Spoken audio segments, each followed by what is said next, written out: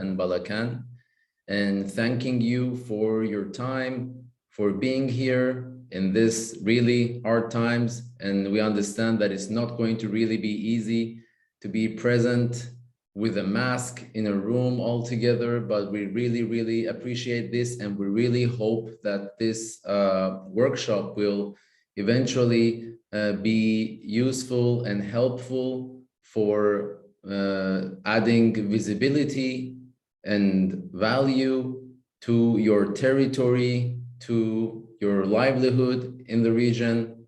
And yeah, so we are just now really looking forward to the presentations that we have during this day that is going to be relevant to your target region, is going to be relevant to your jobs, is going to be relevant to the activities that are happening in your target region, and also the food products in your region. So we are really looking forward to your engagement and your participation as well. So I don't know, our dear facilitators in the region, if everything is okay with the sound, and if there's anything that I need to know, I would be glad to get the message from you now, please.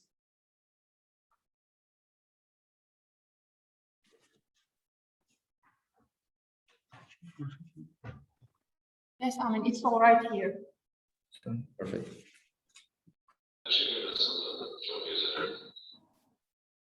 It is okay in Balakan as well. Thank you.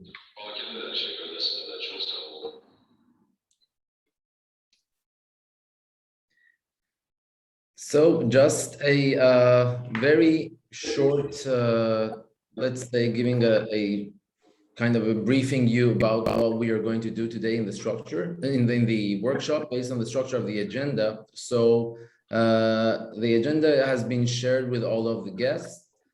Just to let you know, at the end of each presentation, just in order to keep the people, or keep the guests, and also keep the participants, the stakeholders from the target regions engaged into the discussions, we would like to have a question after each presentation relevant to the contents of the presentation, but also to the challenges and issues that our stakeholders might face during their process for nomination and for designation of a GIAHS site.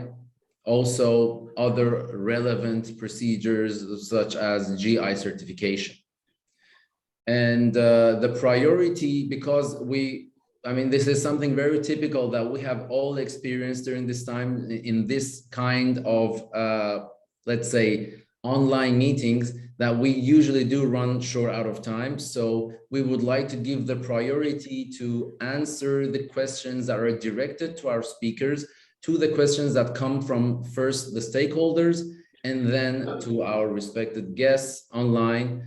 And we invite all of you to please, please do not be shy, or please engage in our workshop. And if you have any questions that are directed for our speakers, please write them in the chat. We are recording all of the questions. And then if we do not have time to answer your questions in the workshop, during the workshop, we will definitely receive the answers from the guest speakers, and we will share them with you after this workshop. So I think it's better to go forward now. We can start. So now my other colleague, Dura Hajieva, is going to moderating this session with me. So yeah, let's start with the opening remarks. So Dura, I will leave it to you to please introduce our guests for the opening remarks. Thank you.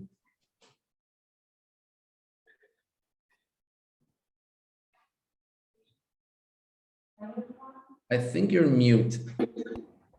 I'm sorry. Good morning, everyone.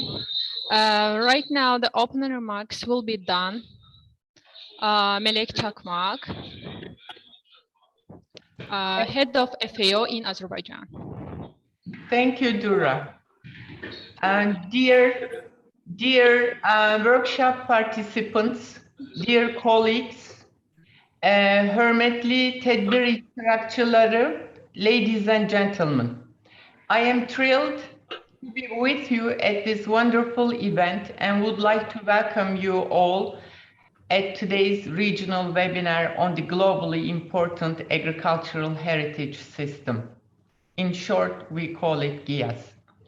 FAO GIAHS concept aims to identify and safeguard globally important agricultural heritage systems and their associated landscapes, agricultural biodiversity, and knowledge systems through catalyzing and establishing a long program to support such systems. It is for protection of the valuable agricultural systems that are rich in biodiversity and home to indigenous knowledge, technology, and cultural values to enhance global, national, and local benefits derived through their dynamic conservation, sustainable management, and enhanced viability. GIAHS has been accepted by many countries as a tool to maintain traditional agrosystems as living heritage. Currently, FAO is implementing an EU-funded project called Development of Sustainable and Inclusive Local Agri-Food Systems in Northwest region of Azerbaijan. Under this project and this project framework, which is planned to identify and safeguard sustainable and inclusive local agri-food systems, we will be working in the region in GIAHS sites together with you. This process will draw attention to partially forgotten traditional agricultural practices and increase the level of national and global recognition. Within the related project component, we're working closely with the national counterparts, mainly with the Ministry of Agriculture. The government has already appointed a focal point for GIAHS in the country to coordinate GIAHS application process at the national level. It was also established GIAHS working group and facilitate their participants for the international seminars on GIAHS within the framework, again, of the project. There are certain activities planned to implement within our project, and today's workshop is one of them. I consider today's first regional GIAHS workshop in Azerbaijan as an opportunity for the local stakeholders and relevant authorities from the government to be thoroughly introduced to the concept of GIAHS, get information on the effective practice already applied in different countries, as well as to get familiar with the identification and designation procedures, as well as with the implementation of GIAHS action plans from various designated sites, sharing similar characteristics to the northwest region of Azerbaijan. I hope that today's workshop will be helpful in exploring new ideas on GIAHS work in the country, and I am looking forward successful deliberations of the meeting. Rayonlardan gelen bütün emektaşlarıma tekrar teşekkür ederim.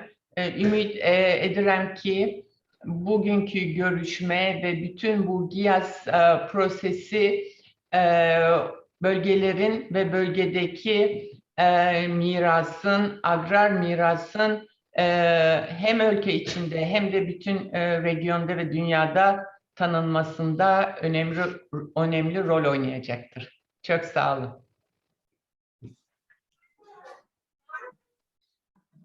Many thanks, Melek Hanım.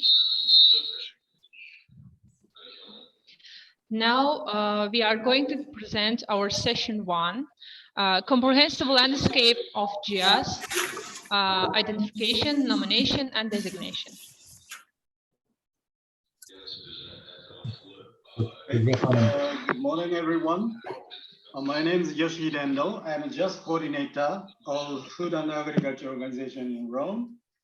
Thank you very much, FAO Azerbaijan, for organizing these very interesting seminars.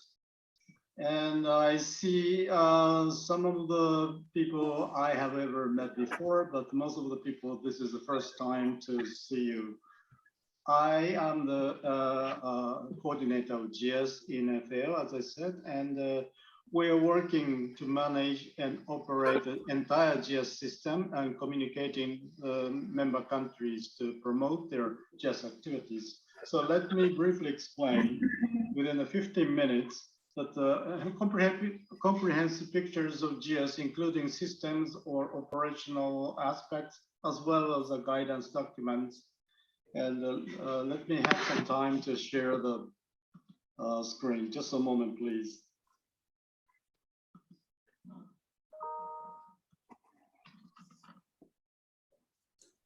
Dr. Endo, sorry, I just interrupt. Is that okay? Before sharing the screen, we actually missed one part of the agenda that the program manager of the project, Mr. Rainer Freund, had to intervene as well, but we forgot to introduce that. Is it possible to do that, do your presentation? Oh, okay, sorry. There is some agenda. Okay. Sorry for that. I mean, let me know when I should start. It's after that one, please. Yes. Okay, yeah, okay. Mr. Freund, if it's possible, please, the floor is yours, and we'll be glad to have your intervention. Thank you.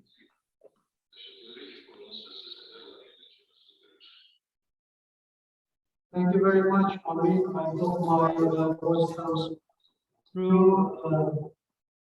Dr. Freund, please.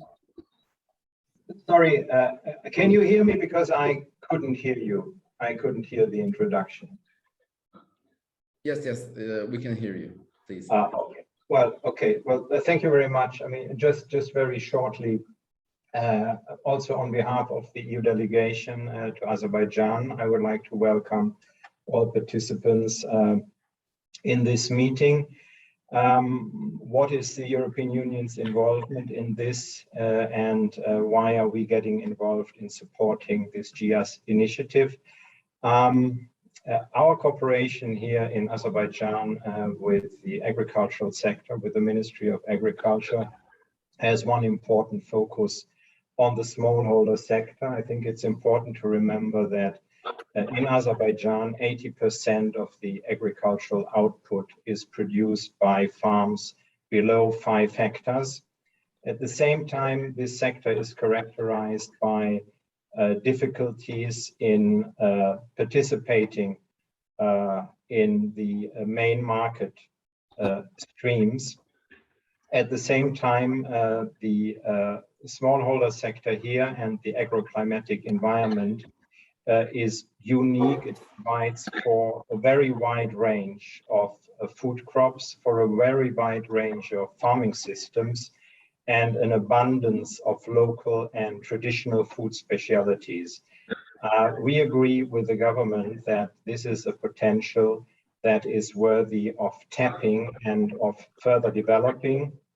We launched a call for proposals that had as objective to develop this concept of local food and combining it with also non-food activities, non-farm activities such as agricultural tourism and embedded local advisory services. We received a large number of proposals, all with different concepts, all very interesting and valid concepts. And one of these proposals came from FAO, And the proposal was to prepare the 3 regions in northern Azerbaijan, GIAHS, Agartala, and Balakan, for a GIAHS registration.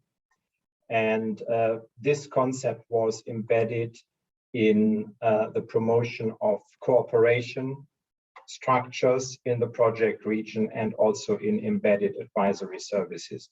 As a package, a novelty in both the region and the country, and we as European Union felt it was worthy of support. I'm very happy to see that today in the lineup of speakers, we have a number of European Union-based GIAHS sites. There are actually very few, only 6 or so out of, I believe, a total of 86 worldwide.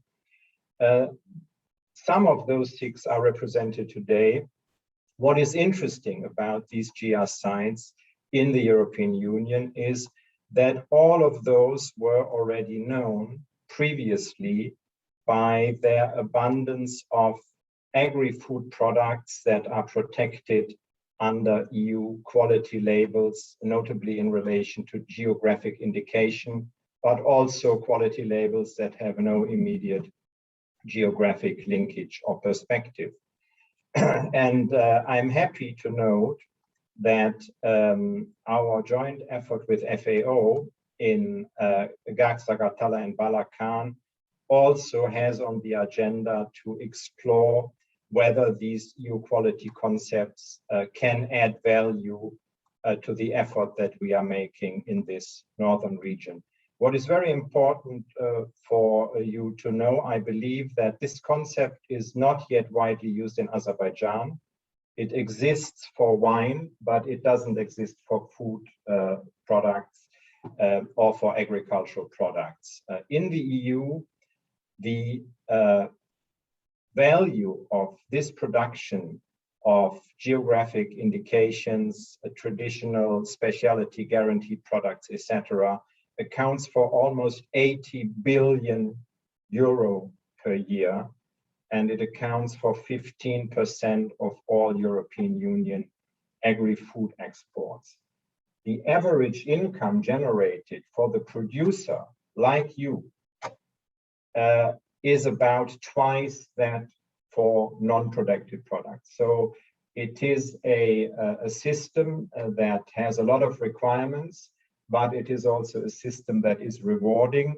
It is not for everybody, not for any location, but it is specifically suitable for those locations that have these traditional food products, traditional farming systems, etc.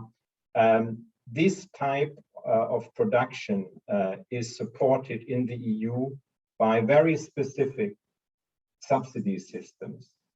And our current work here with the Ministry of Agriculture and specifically with the Agency for Agro Credit is to see how this type of quality labels of quality productions, but also traditional agricultural practices in general, can be included into the Azerbaijan subsidy system for the agricultural sector.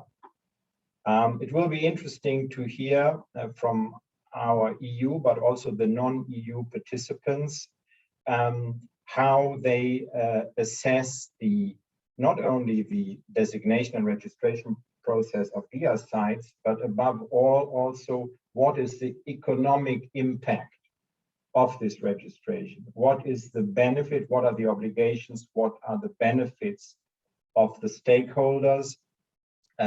How can this be done? How widespread is government support to these schemes in the non-EU countries that we have amongst the list of speakers today, from China and from Iran, but also from the EU GIAHS sites, to explain to us in which way the EU domestic support helps with maintaining these sites, and also which direct benefit they have from working in the conservation of these sites. Thank you very much, and I wish all of us a good and fruitful webinar. Thank you. Thank you so much, Mr. Freund, for your intervention. And indeed, it's very important and interesting to know the role of the EU in supporting these GIAHS sites. And I could say that following our agenda in the second session, I hope we will have some fruitful discussions in this regard from not only the members, the GIAHS members of the EU region, but also from FAO's REU office and about their future strategies about GIAHS and the conservation of GIAHS sites in Europe. Thank you so much. And now, yes, we will move on with Mr. Yoshihide Endo, the GIAHS coordinator of the GIAHS program from FAO. And please, Mr. Endo, we are waiting to see your presentation and to have a comprehensive image of what the concept of GIAHS is. Thank you so much. The floor is yours. Okay, I'm sorry. I have a very rushing and I made a mistake of the agenda order.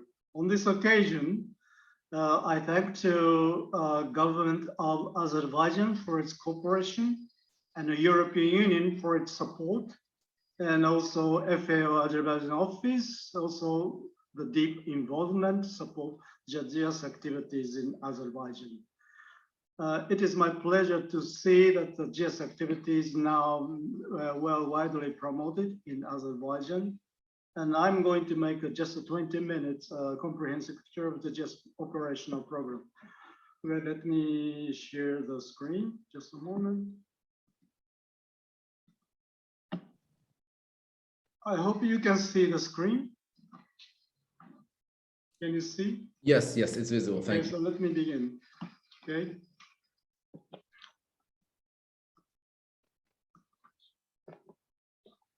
First of all, I would like to explain operational aspect of GIAHS. And this is a definition we are using currently about GIAHS. What is GIAHS? It's a remarkable land use system and landscapes with globally important or significant biological diversity, and which has achieved the co-adaptation of the environment protection and sustainable development. So GIAHS is a sort of a remarkable land use system and landscapes with significant biological diversity, which has achieved co-adaptation of the environment protection and sustainable development. So GIAHS is some sort of existence which could have achieved co-adaptation of environmental protection and development together simultaneously. And these are the 5 criteria on which GIAHS is selected. First of all, food and livelihood security. This means that the agriculture must be functioning quite well to support food security and livelihood security of the rural community. So agriculture is a prerequisite of the GIAHS designation. If there is no agriculture, if there is a landscape, beautiful landscape, good landscape, or traditional knowledge or cultures, but if there is no agriculture, that is not GIAHS. So agriculture must exist and must function quite well and strong enough to support food and livelihood security of the rural community. This is a criteria 1, and criteria 2, agrobiodiversity. Agrobiodiversity must be found in the rural community. And local and traditional knowledge system must exist. And cultures, value system, and social organizations are also required. This number 4 criteria has a bit wide range of scope, not only cultures, but also social organization or social systems which have existed in the community for a long time for the management of resources, for management of farmers community, or various functions also can be one of the criteria under this culture and value systems and social organization. And number 5, landscapes and seascapes features. And this landscape and seascapes do not necessarily mean the beauty of the landscape. Landscape in this context means that the shape or looks of the landscape which have been created and formed by farmers. during their long-term intervention with nature. So as a result of the farmers' long-term interference with the nature, landscape is created. So it doesn't require beauty, but a very unique feature of the landscape as a result of the farmers' work for many centuries, many generations. So these 5 criteria must be satisfied and fulfilled simultaneously. So 5 criteria are required simultaneously. And we are also requiring global importance of the site. So global importance is required to explain in the proposal document as a combination of these 5 criteria. So let me explain by taking a little bit time to on what the GIAHS program is trying to achieve.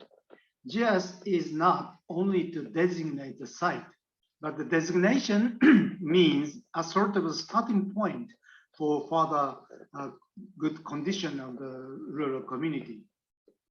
So what I'm going to explain here is the entire GIAHS designation process. First of all, proposal document must be made, but the proposal is expected to be made by the member country. So this is not the task of FAO. FAO will give some guidance or technical support, but the main activity of proposal document must be carried out in member countries. And proposal making must be made. And within the proposal document, action plan is also made. Now, these days, action plan is a mandatory requirement as one of the chapters of the proposal document. In making proposal document and action plan, in making action plan, all possible measures must be included. And these all possible measures should be the measures that should be taken after GIAHS is designated. And of course, all stakeholders must take part in making action plan. And also in making GIAHS proposal, the rural community of the potential site must be consulted and prior informed consent must be gained. So the rural community or farmers community in the potential GIAHS site must be well informed on what is going to happen. And they must be all agree that the GIAHS will be proposed. So it should not be a center or a top decision. It must be a bit bottom up type of decision making. And all stakeholders must be involved. And after proposal document is made, this should be sent to FAO Secretariat through appropriate government channel. Here, I didn't write through appropriate government channel, but this process must be clearly defined that the proposal document must be sent through a national government ministry, such as the Ministry of Agriculture, or the embassy of, in case of Azerbaijan, embassy of Azerbaijan in Rome. So either way, through the Ministry of Agriculture or Ministry of Environment or National Committee of GIAHS established by the government, or the diplomatic channel through the embassy of Azerbaijan in Rome. So anyway, this must be sent through the government channel because government must know what is happening. Otherwise, there is no good management after the GIAHS is designated. And after GIAHS secretary receive this proposal document, we will make an editorial review and check whether or not sufficient information is included or not. So we just simply make an editorial review and 5 criteria are well explained or not, or something like that. We don't make an evaluation of the contents or the quality of the information itself. We just make an editorial review. When we think that enough information is provided, we send it to the Scientific Advisory Group, SAG. This SAG is currently composed of 7 independent experts. Independent experts mean that these experts are independent from FAO. FAO Director General nominate these 7 experts, but these experts are not under the administration of FAO. So they're independent status. And this independent scientific advisory group people make evaluation and make a final decision of the GIAHS. So this SAG plays a critical important role for the making the decision of the designation. And before making final designation, normally SAG makes a field visit, but recently field visit is difficult to do. So we are considering to make a virtual field visit. And currently we are establishing a new SAG. A new SAG will be soon established, and with 9 members from 7 members from the past SAG. So what I would like to stress here is that what is important is after designation of the GIAHS site. So if one proposal is successfully designated as GIAHS, in a way, the management process of GIAHS starts from here. So the responsibility of good quality, good management of GIAHS site is returned to the original proposing countries. So in case of Azerbaijan government or GIAHS sites people in Azerbaijan or stakeholders in Azerbaijan must be responsible for the good management of the GIAHS site. And in this case, we are calling the type of characteristic of management in this type is called dynamic conservation. It's a concept of the mixture of conservation plus development. So in the case of GIAHS, conservation activity is not only conserved, but to also try to aim at development as well. So let me explain a little bit dynamic conservation. And we have here GIAHS site, and after GIAHS is designated, all stakeholders must start the implement action plan, which was made when the proposal document is made. So action plan must be implemented, and there are many measures in the action plan. Action plan must be, some measures are improvement of agriculture and its product, or tourism promotion, or promotion of cultures or local cuisines, or biodiversity conservation, knowledge sharing and knowledge transfer, resource management, and market promotion. So there are many menus that can be included in the action plan, but the action plan must be well coordinated and implemented depending on the situation of the GIAHS sites. So in a way, GIAHS is just give a framework to do this action plan, the menu of action plan. So with the use of the name value of global heritage, it is GIAHS is given a bit special status to promote these series of activities. So if all these activities are well coordinated and well implemented, this has some effects of the development of the rural community in social and economic way. So as a result of the combination of the outcome of this implementation of action plan, we can expect conservation of core element of GIAHS. Of course, we must conserve the core element of GIAHS, otherwise there is no GIAHS anymore. We must conserve, we must change the core element of the GIAHS. We must not change the core element of the GIAHS. But simultaneously, we must also consider the adaptation of the GIAHS site to ever-changing social and economic condition. And also, we must also achieve or consider development of the site, because agriculture is a living tool of the people living there. So it must be always adapt and change and develop depending on the social and economic condition. And this is all about the GIAHS site. So the meaning of GIAHS exists not only the designation, but also in this process. This process has a meaning of this GIAHS, dynamic conservation, and more good management of the GIAHS site. And this is to illustrate how many FAO program is relevant to GIAHS. These are, I'm illustrating here the many activity of FAO, and GIAHS is related more or less of these kinds of FAO activities. So GIAHS has a multifaceted nature in this sense. This is a previous member of the scientific advisory group, which does not exist anymore.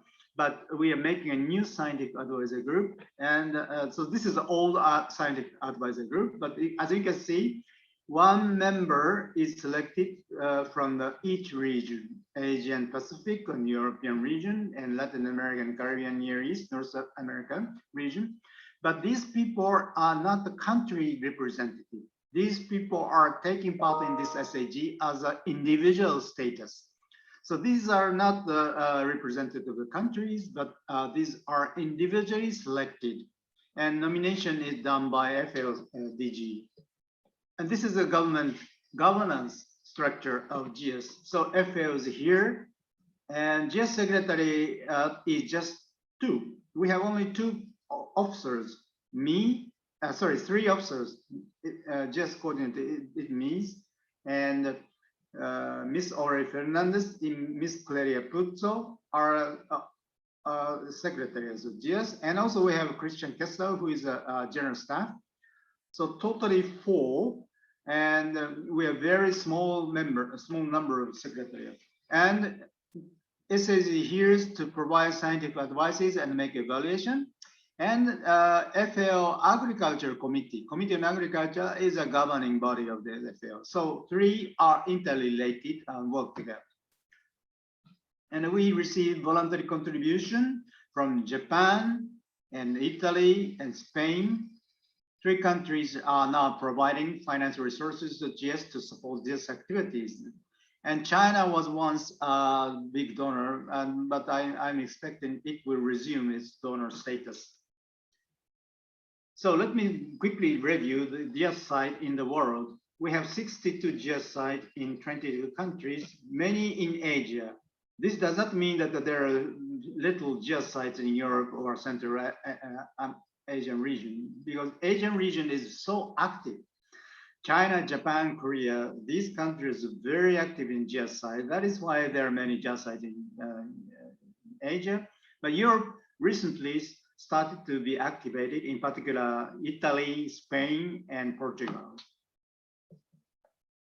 Now these are pictures of the GIAHS sites, and the Masai pasture system in Kenya, Swab Vineyard in Italy, Takachiho Shibayama in Japan, mountain agriculture, Chinampa, Mexico, and the floating garden in Bangladesh, South Valley, Anyana in Spain, honey rice terrace in China, and then agriculture in Peru, and agroforestry in Tanzania. So first of all, let me very briefly explain each site. I'm sorry, I have only 2 minutes. I cannot finish everything. So maybe in another occasion, I'll be able to speak more a little bit about these kinds of series of global overview of the GIAHS site. Floating garden in Bangladesh, people created with use of natural grasses, the floating beds. When rainy season, the agricultural land is covered totally by water. So in this area, farmers created floating beds with the grass, nature grass, and on top of it, they plant seeds of vegetables and horticultural products and grow it. Because this is the adaptation to such a harsh environment of the rain area in Bangladesh. This is agroforestry in the Mount Kilimanjaro. This looks like primitive nature, which human beings have never touched, interfered. But actually, this is a well-designed farm created by farmers. This is located over the 2,000 meters high of the slope of the Mount Kilimanjaro. And if you look at the structure of this agriculture, agroforestry, you can see these are natural trees, which has a function of fixing of the nitrogen of the air into the land, soil. So this provides a natural fertilizer into the soil, and banana trees are planted, And coffee trees are also planted. And coffee prefers sunshade and also humid conditions. So this environment created a microclimate so that for the favorable condition of the coffee production. And under the coffee, the farmers also plant a wide range of daily products or some other crops. So with a combination of these shrubs and trees and crops, this has a human-made environment for the favorable of each mutually supportive condition. And Maasai pastoral system, they are living just on the grassland, and they are living just on the animal rearing. But from their animal, their living is based. So they have a wide range of traditional knowledge of the. They have a special knowledge of the weather forecast, and they have to know which kind of grass grows where the grasses are well grown, and they bring the animals to that grassland to feed them. So they are living just on the grassland. But they have a huge amount of excellent traditional knowledge to survive this semi-arid condition. And in case of high rice, I'm sorry, I'm now passing 1 minute, but I'll quickly finish. This is a magnificent land rice terrace, but Dr. Mo Cheng explained a little bit more, but this entire hill was converted excellent rice production system. And Chinampa in Mexico also, human started the converting some shallow part of the lake to the farmland artificially. So this has been long years, and farmers converted this lake into the farmland, and now people are using even now. And this is a cascade tank system Sri Lanka to survive a little bit arid, semi-arid area in Sri Lanka. And this is a Japanese wasabi traditional cultivation system. When you look at it here, under this landscape, there's a good traditional knowledge to make wasabi grow in a very sophisticated way. The farmer don't have to provide fertilizer. The natural water, the little mineral contents of the natural water grows the wasabi. And this system is created with the wisdom of the farmers. And this is in Japanese South Island, and farmers restored the ancient traditional knowledge to coexist the lives of these natural birds and natural living organisms with rice production. So the products of the rice attaches this eco-labeling that prove that this rice is grown under such condition to harmonize the environment and rice production. And this is under agriculture where the many wide varieties of agrobiodiversity can be seen, and many agriculture engineering has excellent features, provide excellent features. Sorry, I cannot go to the action plan implementation, but sometimes I will in the near future. So what is important in GIAHS is to conduct a good quality of action plan. And in order to do so, we must make a good quality of action plan itself.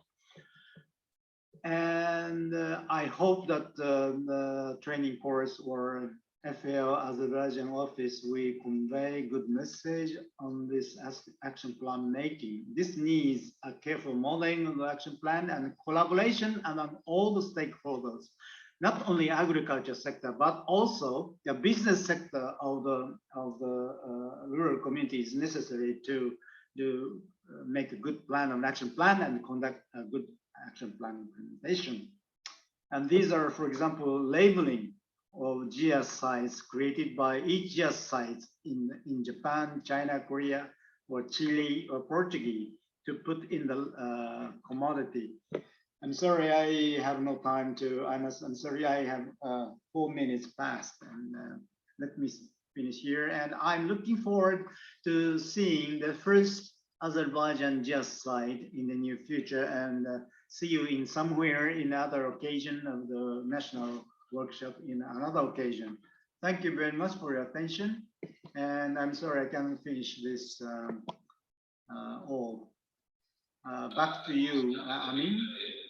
Thank you so much, Mr. Endo. Thank you so much for your presentation and trying to explain briefly all the designation and identification designation procedures. And indeed, that is true. That thank you for making it clear and pointing out that GIAHS is the framework to create the action plan that is applicable to each of these unique countries. And also for making the different examples. And just because we are running short out of time, we just would, let's say, ask a question directed to our target region stakeholders and also our online audience. Based on the presentation that you saw now about GIAHS, we would like to know basically, how do you resonate with this concept of GIAHS based on the region that you are coming from? And also, which sector do you see the most potential for enhancement or necessary for conservation in your region? For example, from what Mr. Endo was showing about improving tourism or using innovation or having inclusiveness of and conservation. So if you could please let us know what is relevant to you. Also, our online guests, if you could please write the answers that you have for these questions in the chat, we will be grateful, and then we will collect them and we will be sharing with you the results and the feedbacks afterwards. So now I think, yes, we have to go to the next, we have to immediately go to the next panel. So my colleague, Dura, could you please let us know who would be doing the next presentation? Thank you. Of course, Amin, thank you very much. Now we are going to introduce our next presentation, which will be presented by Mr. Francesco Marangon from Slovenia and from the University of Udine in Italy. Mr. Marangon, please, the floor is yours. Thank you very much. Good morning to everybody. And thanks to FAO Azerbaijan Office for inviting us / me, because I am alone. The presentation was imagined by two persons, but my colleague Russian, Dr. Denis Russian is I'm here. So, can you hear me? Yes, Francesco, I'm here. Ah, Denis, are you here? Yeah. Oh, thank you very much. No, sorry for the delay, because as I said before, I have another meeting. So this is, yeah, and now I'm here. Sorry, yeah, I will share the screen. Just a moment. Yeah, thank you, Denis.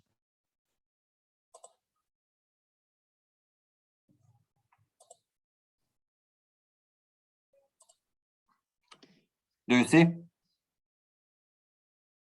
Yes, yes. Okay. Sorry again, and also hi to everyone. So in the next presentation with the colleague, we would like to introduce Burda Kolyo Kuei. We say it is also a land of thousands of terraces. So Burda Kolyo Kuei is, we can say, agriculture system with millennium tradition of living concept. Means that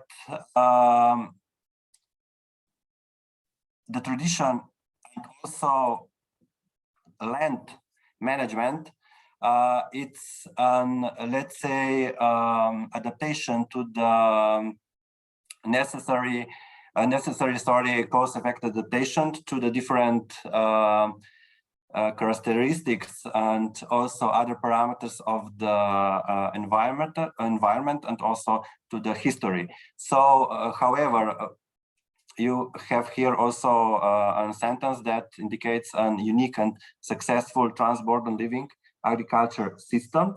And more or less what I already said, that an adaptation but cause-effect adaptation, and this is very important to the environmental condition and past social order.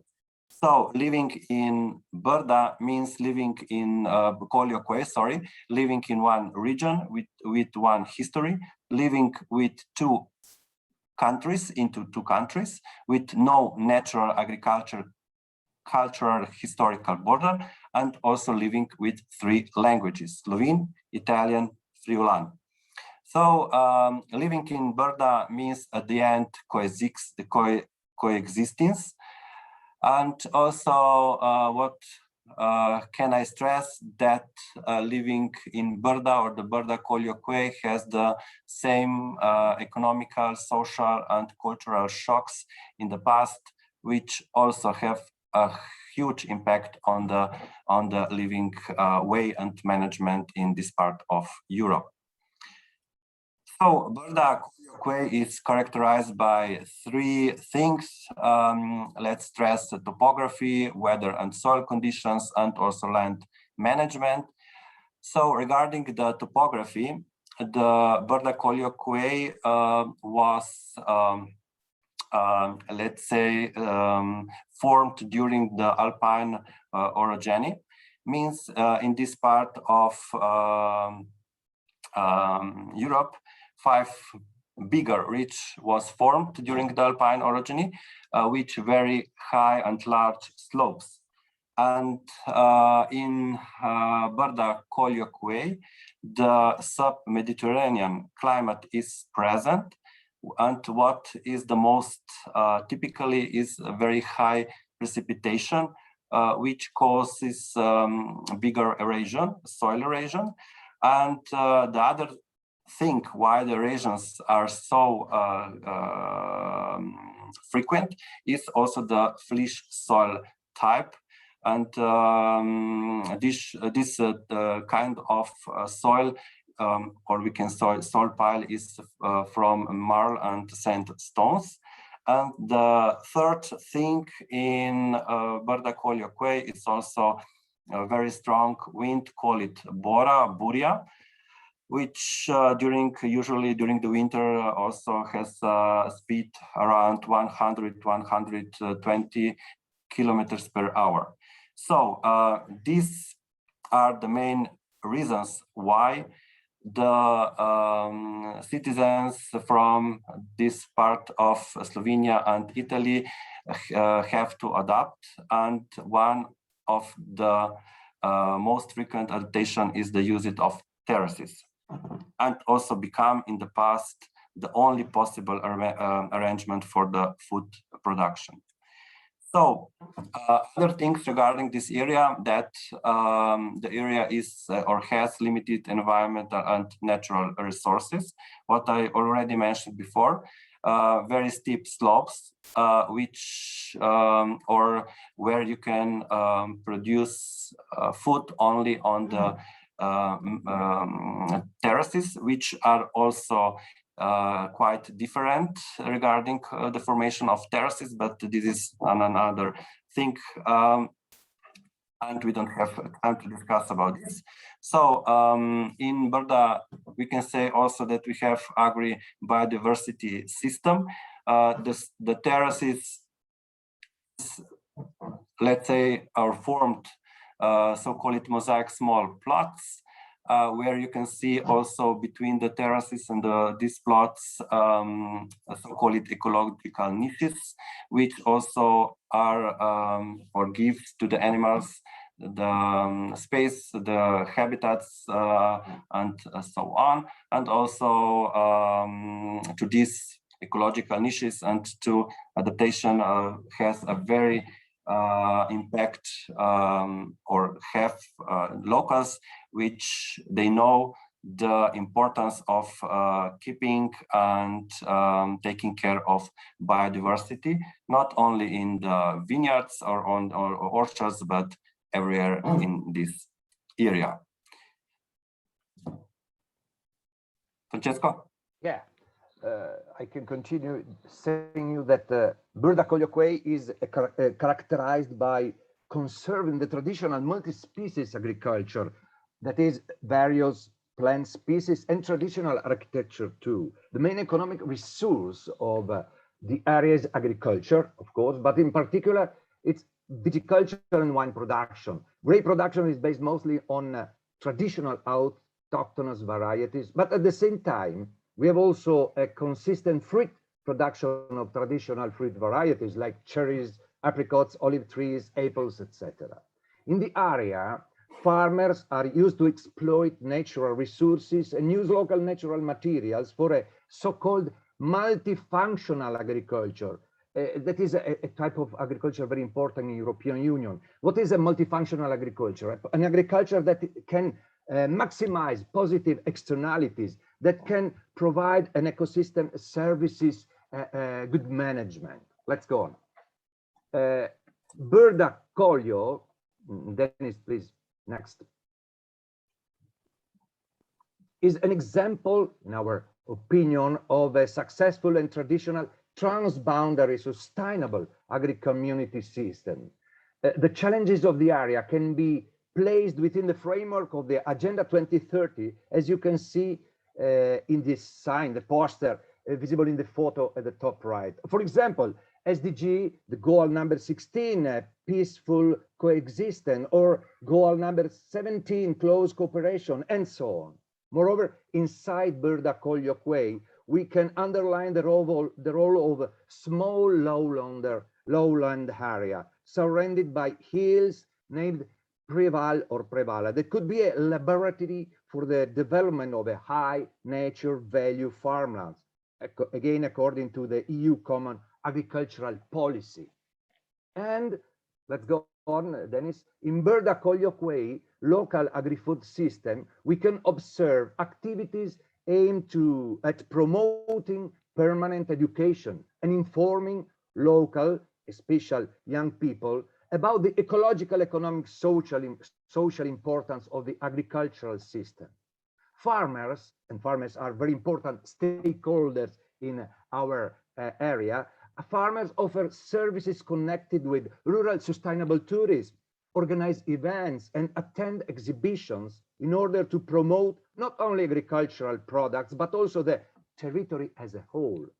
Finally, I want to underline that this area is part of an ecological network called European Green Belt, EGB, that connects 24 countries from the north, Finland, to the very south of Europe, Turkey, Albania, and so on. Therefore, we have insight in this very, very interesting system.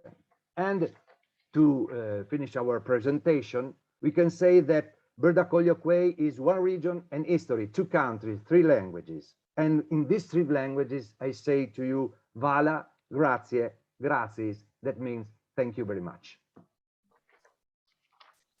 Thank you very much, Dennis and Francesco, for your interesting presentation.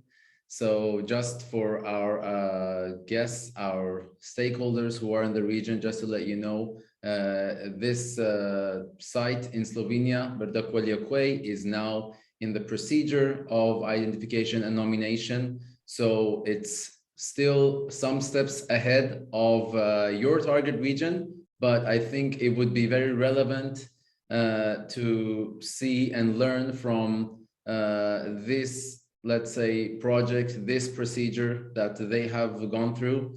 And I think that a relevant question that would be helping us to get some answers from the stakeholders in the target region regarding of what you saw in this presentation would be what are some of the main elements that you identify in your target region, the ones that actually unifies you and unites you as a stakeholder from either GIAHS, Zagatala, or Balakan.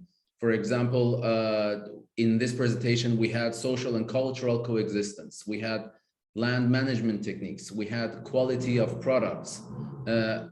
For example, in your region, it could be hospitality. It could be ecological habitat biodiversity. So we would like to have some of these answers from your point of view about your target region, which you think unites you as a person, as a stakeholder, as a farmer, as a producer from GIAHS, Zagatala, or Balakan. And also, I would ask our guests online to please feel free to answer to these questions in the chat as well. We are recording the answers, and we will share the answers with you after the presentations. And if there are any questions, we would try to answer to them given the time that we have now. So we have to immediately move on to the next presentation. So Dura, please, could you introduce our next presenter? Of course, thank you, Amin. Within the framework of our current session, I am pleased to introduce our next presenter, Mr. Li Moqing, Associate Professor from the Academy of Sciences of China. Mr. Moqing, we are ready to hear you, please. Okay. Okay, could you hear me? Hello? Yes. Okay, I will share my screen.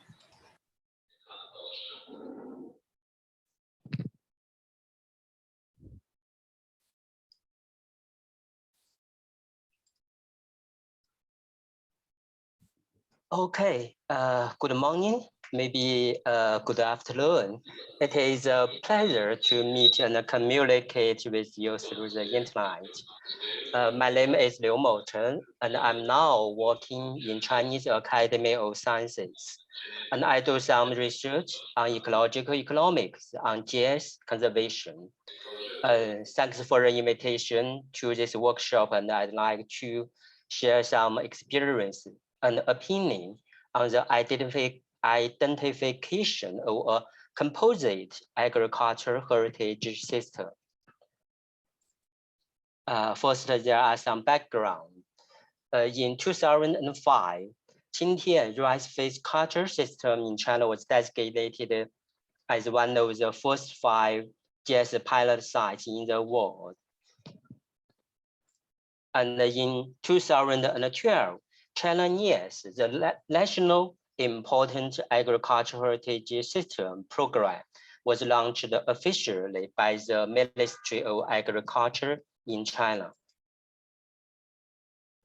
And in August 2015, the Ministry of Agriculture of China issued and implemented a regulation on the administration of important agricultural heritage systems. Maybe it is the first legal document on the administration of agricultural heritage systems in the world. And up to now, there are 15 GIAHS sites were designated by FAO in China, which located in 15 provinces. And up to now, there are 5 batches China GIAHS. It is the first batch of GIAHS, the second, the third, the fourth, and the fifth. There are 5 batches, and 118 China GIAHS sites were designated by the Ministry of Agriculture of China. This is Zagala agriculture, forestry, animal husbandry composite system. Amin told me that it has similar topographical features with the target region in Azerbaijan. They are located in mountains, surrounded by forests, and the main occupation of the farmers is agriculture. Since 2012, I have participated in the process of Zagala's application for China's GIAHS and FAO's GIAHS. And unfortunately, Zagala was named as the first batch of China GIAHS by the Ministry of Agriculture of China in 2013, and it was designated as GIAHS by FAO in 2017. This is a photo of the GIAHS Global Forum held at FAO headquarters in 2018. And this person wearing Tibetan clothes is a county magistrate of Zagala. In 1925, an American explorer and biologist, Joseph Rock, arrived at Jagala. Shocked by the views here, he wrote in his diary, like the Garden of Eden, I have never seen so beautiful landscape. If authors of the genius had seen the beautiful scene in Jagala, they would have put the place of origin of Adam and Eve here. And the Jagala agriculture, forestry, animal husbandry composite system is located in Diebu County, Gansu Province, China, consists of 5 natural villages and covering an average of 90 square kilometers and have more than 1,500 Tibetan people. And the red point in these pictures is the position of Jagala. From these 4 maps of China, the topographical climate, vegetation, and culture, it can be seen that the Jagala is located on the transition zone between China's Qinghai-Tibet Plateau and the Lotus Plateau, as well as the Tibetan Chinese Han culture belonging rule and the agriculture and pastoral transition zone. So the local farmers have lived in harmony with such geographical and ecological conditions, thus giving rise to a relatively closed but complete integrated but self-sufficient mode of agriculture production. And why we call it a composite system?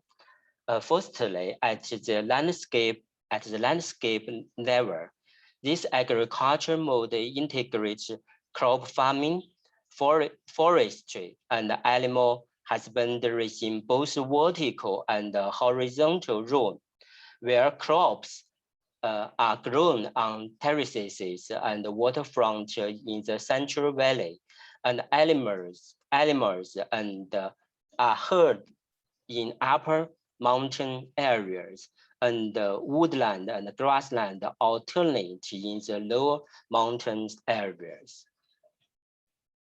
Yeah, this slide can show the vertical structure of agriculture, forestry, and animal husbandry, and the grassland on the mountains, forestry, and villages.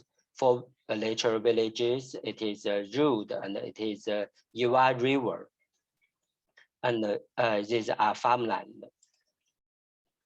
So on the upper part, with an altitude of more than 4,000 meters, liquid bedrock is a primary landform due to the cold climate and the rare rainfall, where the well-known Tibetan medicine herbs grew here. And at an altitude of 3,600 to 4,000 meters, air temperature slightly raises and rainfall increases. This part of the mountain is a natural pasture. And at an altitude from 2,000 to 3,000 meters, a humid climate and slow water gives birth to forest and many species, such as animals, wild vegetations, Tibetan medicines, and wild fungi. And at a relatively low altitude, there are good farmland for crops and vegetations.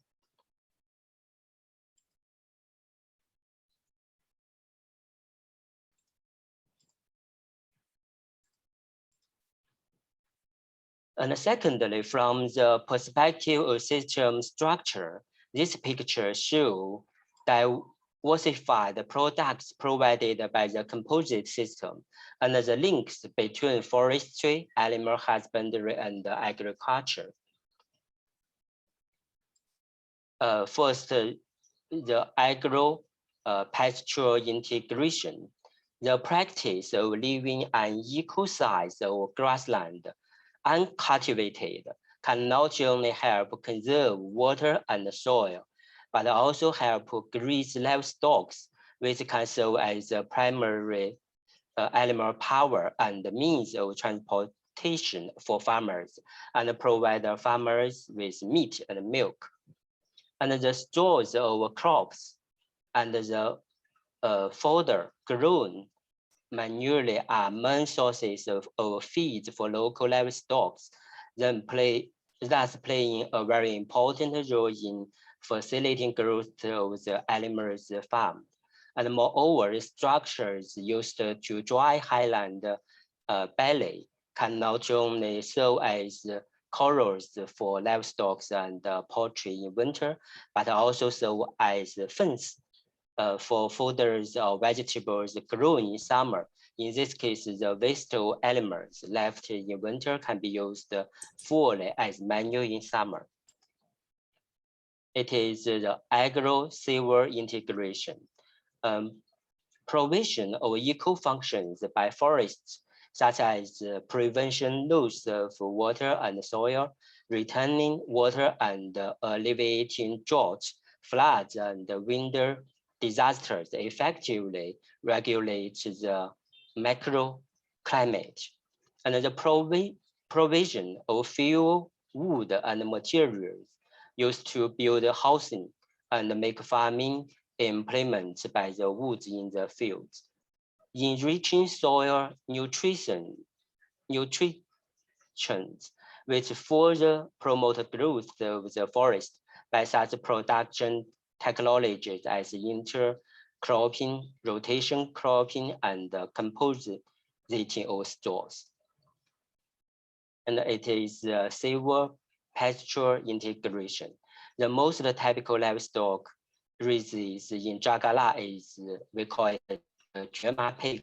During the period from sowing to harvest, they are herded by households in a rotational manner on grassland and forests for as long as 10 hours a day, which not only ensures the food supply to the pigs, but also prevents overgrazing of grassland and forest. In winter and spring, the pigs are left completely free, grazing anywhere they want and appropriately fed after they get back home on their own. And the integration of forests and livestock husbandry is of highly practical significance for the following purpose: increasing the production of livestock and poultry, maintaining ecological balance, augmenting the benefits of land use, lower the cost of animal farming, and generating more income for farmers. And finally, from the perspective of livelihood security of farmers, Dagala composite system embraces circular and reasonable use of such resources as land, forest, and grassland, and genetic resources for the purpose of producing diversified products that meet the everyday needs of livelihood. The composite system can satisfy the daily needs of local farmers. Crop growing offers the flow and vegetables. Livestock farming offers milk, meat, leisures, and foods. And the forest offers logs used to build houses, collections of subsidiary foodstuffs and medicine plants. Therefore, the composite system can ensure a minimum consumer need in the cold upland areas. And the composite system also can meet local farmers' needs for normal agricultural production.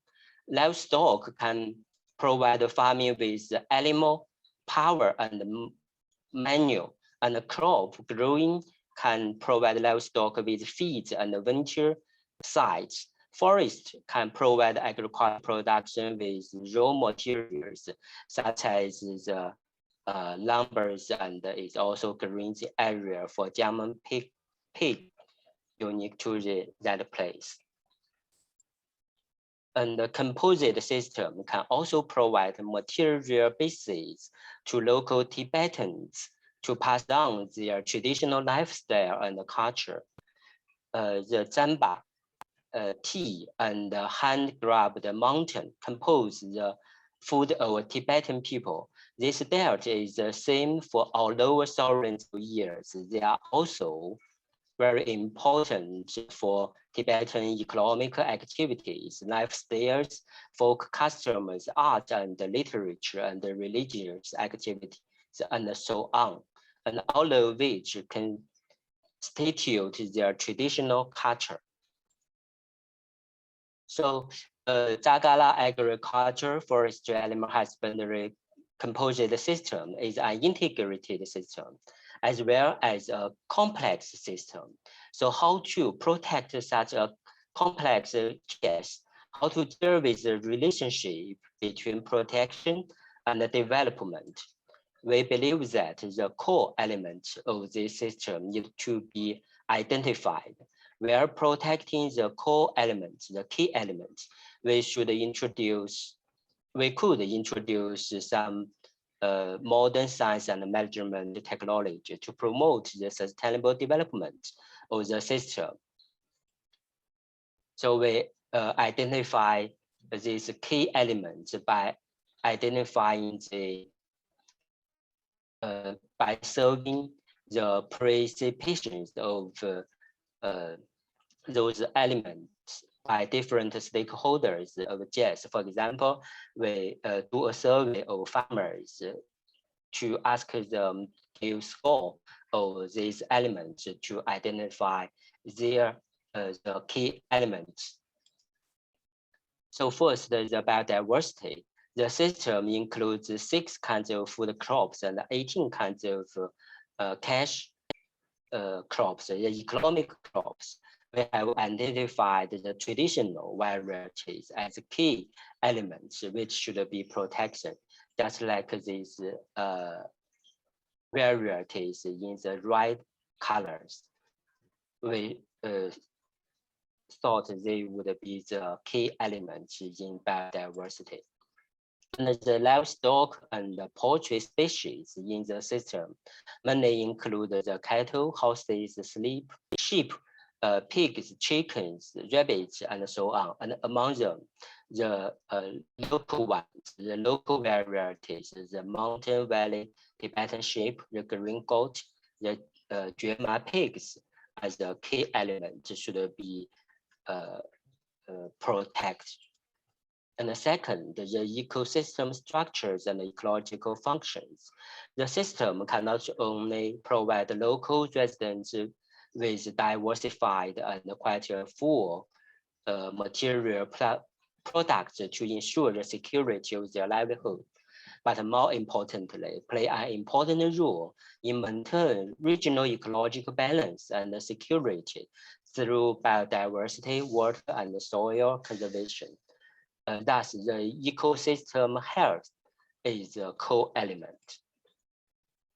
Third, in the long-term practice, the local people have formed a traditional knowledge system suitable for the cold and dry climate and barren soil on the plateau, including the traditional farming knowledge, such as crop rotation and follow and harvesting by the weather, the traditional knowledge of controlling disease, insects, grasses, and wild animals, as well as the composite and grazing management. Fourth, some adaptive technology systems, such as highland belly farming technologies, including the land preparation, fertilization, sowing, land management, harvesting, and storage, as well as the composite technology system of agriculture, forestry, and animal husbandry, including agri-forestry, agro-animal husbandry, and forestry and animal husbandry. In addition, the system combines the unique traditional Tibetan culture, Buddhist culture, nomadic culture, and the farming culture of Han and the Tibetans, forming various traditional cultures such as folk, customs, songs, dances, and music, and folk crafts. So Zagala agriculture, forestry, animal husbandry composite system is not only reflects the diversity of nature, but also lays a natural foundation for the diversity and the uniqueness of culture. And I am also looking forward to the first GIAHS in Azerbaijan, and welcome to Zagala. Thank you. Thank you very much, Professor Mucheng, for your presentation. And I think it was very nice and comprehensive to see how the identification procedure requires a systemic approach. And I think you quite presented that well in a systemic way. So I think, yes, I think the most important part that would also relate to the target region in northwest of Azerbaijan, again, for having maybe the similar climates and having similar agricultural systems, forestry, animal husbandry, and also having some agrarian agriculture. I think for the same reason, we will also have a similar scenery. But I think using the systemic approach is something that has to be used in all of the GIAHS identification and designation procedures. You also highlighted the importance of the traditional knowledge and indigenous knowledge. Thank you for that, for giving some examples maybe for our stakeholders by what we mean by traditional knowledge. Definitely, this is something that is a knowledge that they have, and we need to learn from them, and we need to basically interpret this in a, let's say, proposal, if we are looking for the identification in an official way for a GIAHS site. So related to your presentation, I would first like to ask our facilitators to ask for an answer from our stakeholders who are on the site, basically to ask them a question. And then I would have a question for you, Professor Mucheng. So first, I would like to ask our facilitators to, on our behalf, ask our stakeholders this question, that in the similar systemic approach that was presented in this presentation, what could you identify as a core element in your agricultural production system? For the time being, with the knowledge that I personally have about your target region, we know that persimmon production system, hazelnut production system, and also honey production system are some of the main core production systems, also dry meat with animal husbandry. So we would like to know from you, from the knowledge that you have from your own rayon, from your own region, what else could there be? Is there any other important agricultural production system which you think is related to your livelihood, is related to your agricultural system?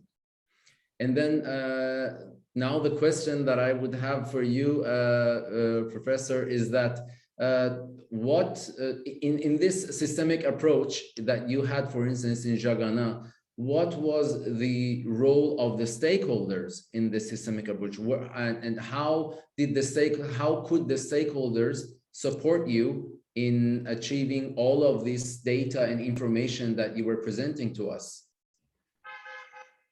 Okay, thank you for your questions. They are very important to identify a composite system.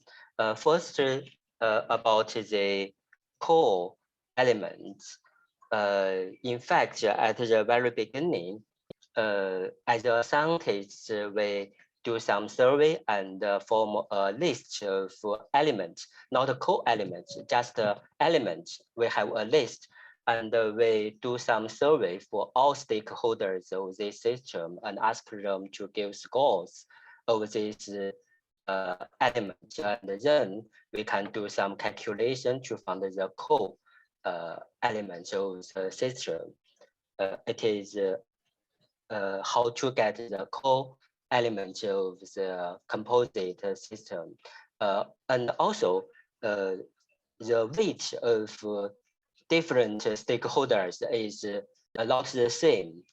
For example, maybe the weight of the scientists' opinion and the farmers, local farmers' opinion is a little high, and the weight of, for example, maybe some medias or the visit tourists, the weight of them may be a little lower than the farmers and the scientists. It's about how to get the co-elements. And the different agriculture system or different agriculture elements, because in Jagala, the farmers are organized by big families. Maybe in a family, they have maybe 20 members from the grandpa, the father, and they have many brothers. They have many brothers and maybe 3 generations or 4 generations. And in these big families, some know them to do some farmland, and some know them to feed their animals in the mountains. So in this composite agriculture system, in this composite system, we found the cultivation activities, and they do some maybe they hunt some little animals in the forest, and they to pick some foraging in the forests. And the third element is the animal animal feed in the mountains. And about your second question, I'm sorry, what is your second question? Thank you so much. I'm sorry, I forgot your second question. Maybe it was mainly about the main role of the stakeholders in stakeholders. Yeah. Yes, about the stakeholders. Maybe I can share my screen. But in fact, please, Professor Cheng, because we have, unfortunately, for the beginning of the meeting, we already had a few minutes of each presenters added to the agenda. If we can have a short answer, that would be perfect. Like, I mean, now you're sharing your screen, please. If we can keep it concise, I would be grateful for that. Thank you so much. Yeah, thank you. And the stakeholders, not only for Jagala, but for the GIAHS in China, we found that there are governmental actors, social actors, and economic actors. And we found these multiple stakeholders. And then we do some surveys, maybe give some weight of their opinions, and then get the for example, the government give some policies, do some plan, and the social actors may be engaged in the protection of the system. For example, the researcher do some research, and the media give some to let more people know this system. And the economic actors maybe they do some economic development to realize the sustainable development of the system. Yeah, that's my answer. Thank you. Perfect. Thank you so much. And as I mentioned, unfortunately, we are short in time. So we do have this intention to record the questions, ask our presenters, and share it with you. Let's see if we will have this time afterwards. So now, based on the agenda, it was supposed to be the break time. So I don't know, based on our, let's say we will give the priority to our facilitators in the target region. Shall we go with this break time now?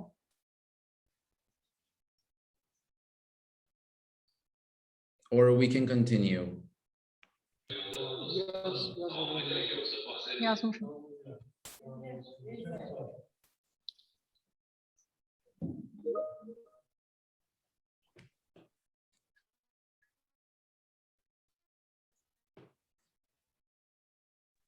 Okay, so we will... I mean, in GAH, it's okay to leave for break. Okay, okay. So, well, we will have about, well, let's keep it like less than 10 minutes break. And I already in advance apologize from the presenters in the second session that your presentations would probably start like 10 minutes with delay because of the break that we have in the target region with the stakeholders. And as I mentioned, because this is a workshop that was designed for them, they are the priority. So meanwhile, maybe in this time online, if there any of the guests would have any questions, we can ask our presenters of the first session in the panel. Well, I have a question again directed for the Chinese examples of GIAHS and also the NIAS. So there's this question that is asking what the Chinese examples of GIAHS regulation or even like the NIAS framework in China provides for including possible state support for maintenance or further development of the GIAHS site, and what are the experiences with economic impact and economic material benefits of the stakeholders in your opinion in China? Okay, first of all, the GIAHS and the NIAS, just as the Mr. Yushihad Ando answered in the chat box, NIAS is the National Important Agricultural Heritage System, and China did the NIAS in 2012. It is national level, and the GIAHS is designated by the FAO. It is a global level, and maybe in China, in Japan, in Korea, and in Portugal. Maybe I remember that they have the NIAS, the National Important Agricultural Heritage System.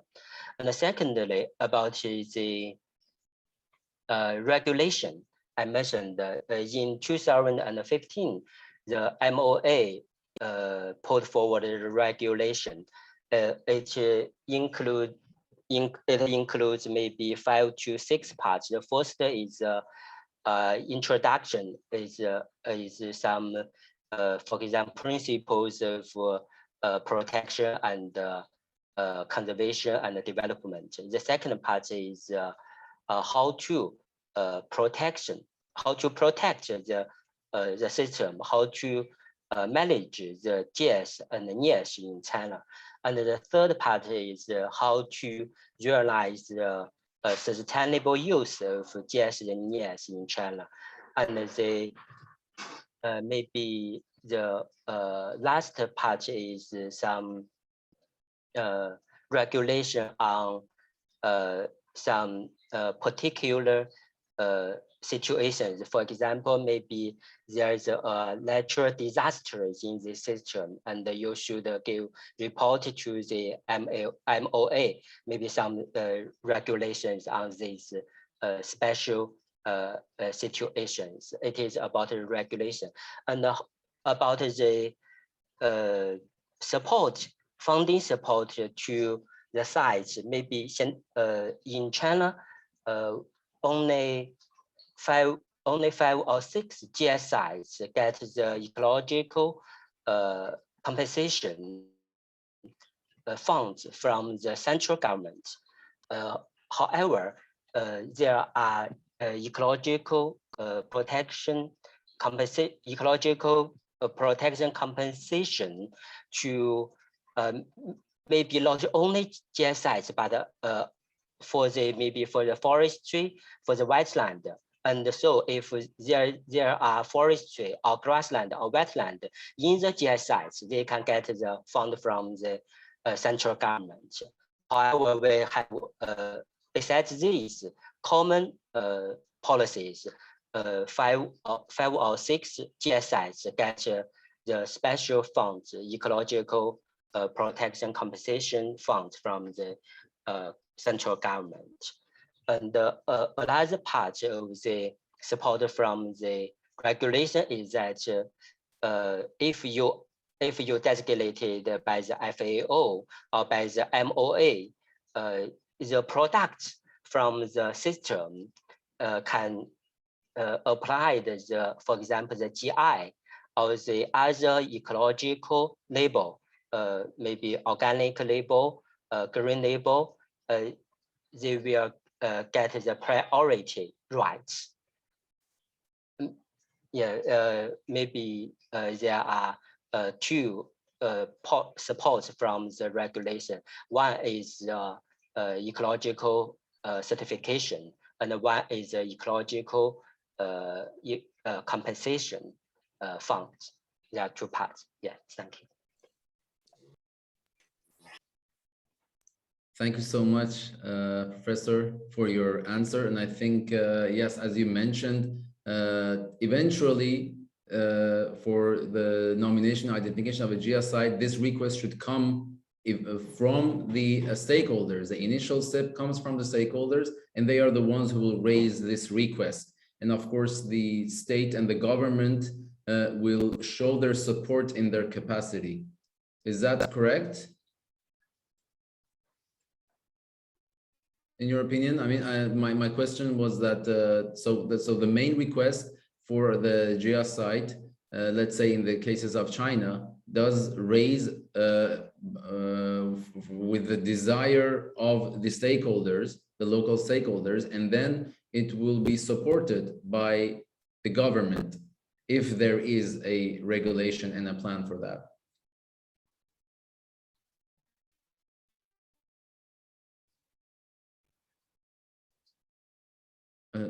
I'm sorry, I do not have your voice.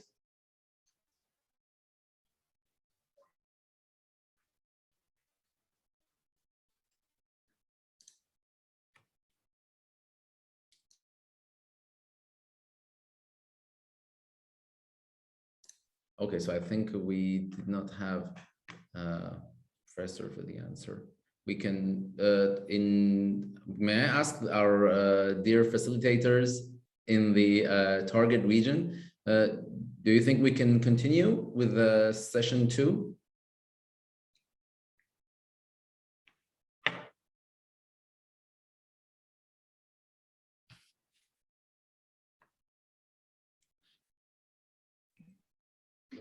Yes, I mean, we could. Okay. Please give us 2 minutes. Okay. So once again, just for the ones who have joined us recently, and also for the presenters in session 2 and session 3, I apologize in advance for the delay. We hope we can maybe calibrate the timing, so we will avoid the delays on session 3, at least after the lunch break in the target region, based on the final agenda. And yes, so I think we will soon start with session 2. Session 2, the beginning, I think, is a pre-recorded session, if I'm not wrong. So Dura, would you please introduce the first presenter of the second session? Of course, Amin. Dear participants, as you know, we are going to introduce our session 2, which is relating to the topic, designing an inclusive action plan, implementation and dynamic conservation.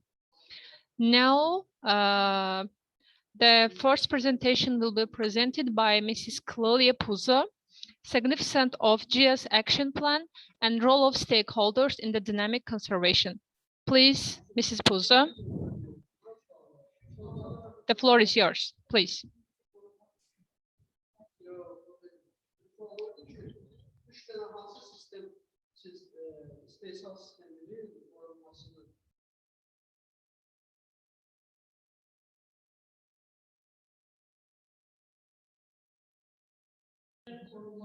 Clelia, can you hear us?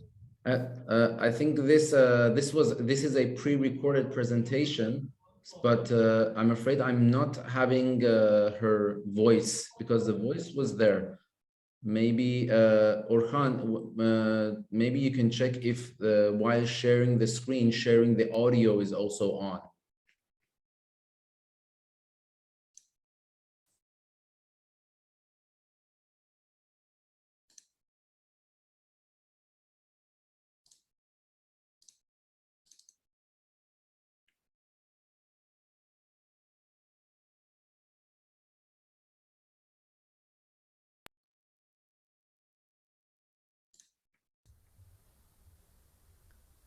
Good morning, everyone. My name is Clelia Puzzo, and I will present. Can you hear the voice now? That was working. That was working. Perfect.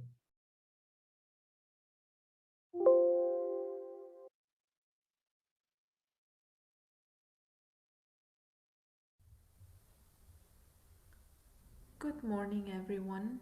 My name is Clelia Puzzo, and I will present some of the practical recommendations for a successful GIAHS journey. This presentation was prepared together with my GIAHS Secretariat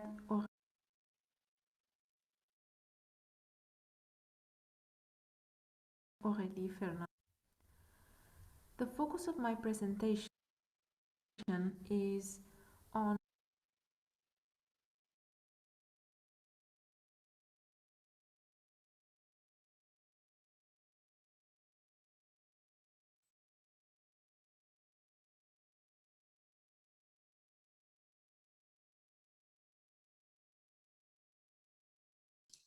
I'm afraid we lost the voice again. what happens after GIAHS. After you have an idea of the area has the characteristics to be proposed, where to start. There is some preliminary work before writing the proposal. It means that in the have some steps participatory approach to inform about the possibility to have Orhan, I think there is a problem with the sharing of this because the audio is playing with a lot of on and off. I don't know if there's any, the problem is because I think the microphone and the speaker on the same computer is working. So any other notifications, when they start making a sound, it will reduce the volume of the microphone. So we're not really hearing that clearly. get consent and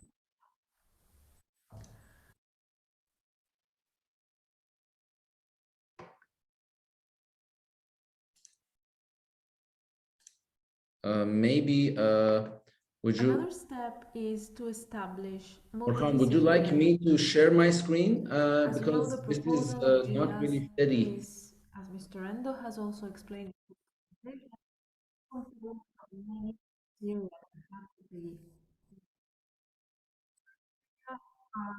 from economic data, natural resources data, biodiversity, but also to practices and economic knowledge, social, humanity, and landscape complete proposal.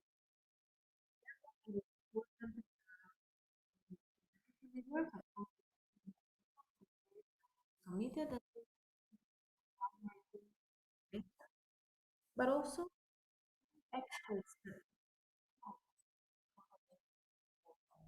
rural economists, experts in living and social sciences, local stakeholders, and experts in systems, biologists, and agronomists. And of course, linking the group to governmental institutions.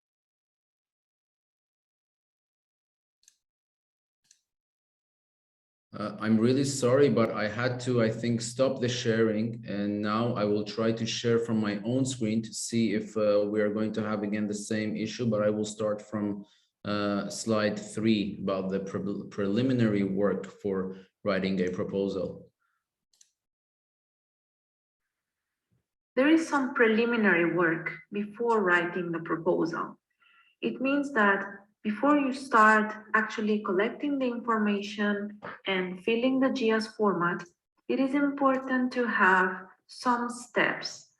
Steps that are participatory approaches to inform the communities that live in the area about the possibility to have this recognition, but also to get consent and ensure commitment. Examples of activities are organizing workshops, raising awareness activities, of course, including all possible stakeholders, including men, women, youth, establishing groups or focal points regarding specific themes. Another step that we have identified is to nominate or to classify what are the responsible institutions in the area that could support the proposal. So, of course, as you know, in the final step for recognition, or let's say for submission to FAO, the national government has to endorse the proposal and submit. Another step is to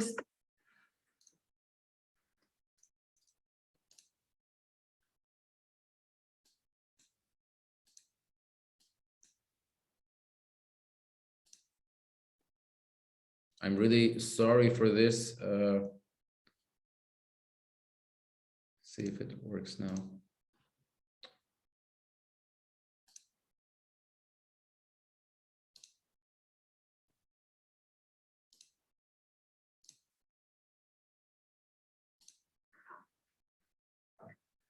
Another step is to establish multidisciplinary working groups. As you know, the proposal of GIAHS is, as Mr. Endo has also explained in his presentation, is composed of many criteria that have to be met. These criteria go from economic data to natural resources data, agrobiodiversity, associated biodiversity, but also to historical data and also to traditional practices and a bit more agronomic knowledge, and then some social and humanities knowledge, and landscape management, geographic indication systems to have a complete proposal. Therefore, it is important to have not only the community leaders, of course, they are fundamental because they have to be committed and they will be a primary source of information, but also other experts that can support the compilation of the proposal, such as rural economists, experts in environmental, living and social sciences, local stakeholders. You can also have historians and experts in more technical matters, such as geographic indication systems, as I was mentioning, or also biologists and agronomists. And of course, linking the groups with different governmental institutions. This is also a practice that is very common in some of the GIAHS countries, which is to have intergovernmental committees or at least when preparing a proposal, and there are many topics that are interesting to this proposal or to the area that is being proposed, different ministries are invited to take part in this process. In fact, when you elaborate the action plan, and we will see this in the second part of my presentation, it is also important to identify a series of actions that can support the site.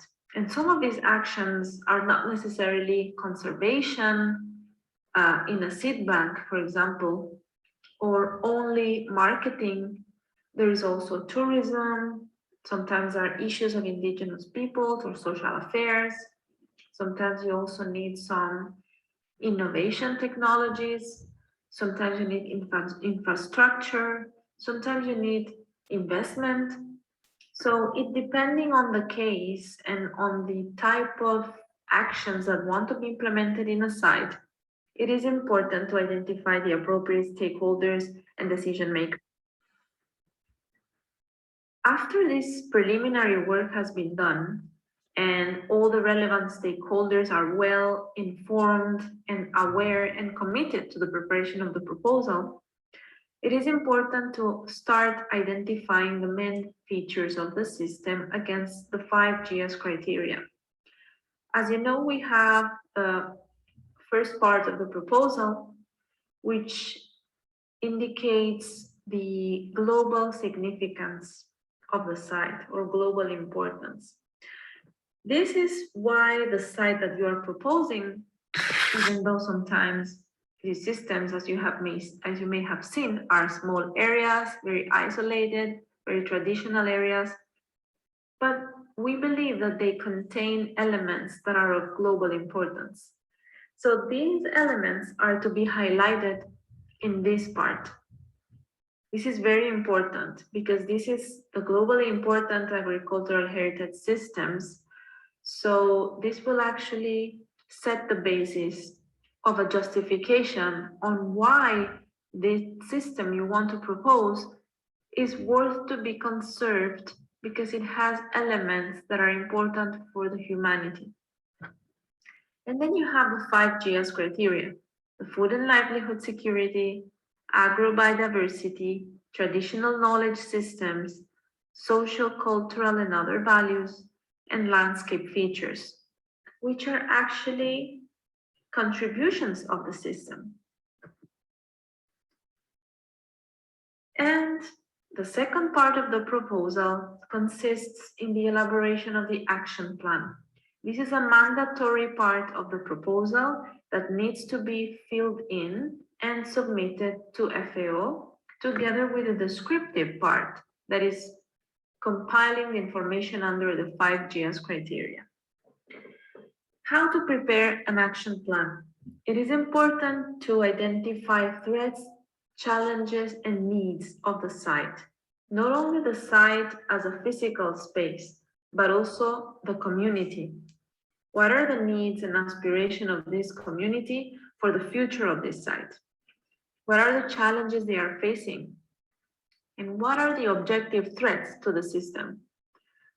After having identified these, it is important to identify what are the dynamic conservation actions that need to be put in place to ensure a mitigation of these challenges, of these threats.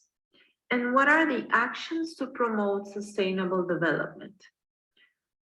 There are no specific indications or very vague indications regarding the preparation of the action plan from our side. And this is mainly because actions can be very different among them. It's very difficult to give a recipe to all the agricultural areas in the world and say, this is the winning strategy. It is very difficult. These strategies need to be very specific to the place, to the community, to the cultural environment, to the social environment, and also to other characteristics of the site.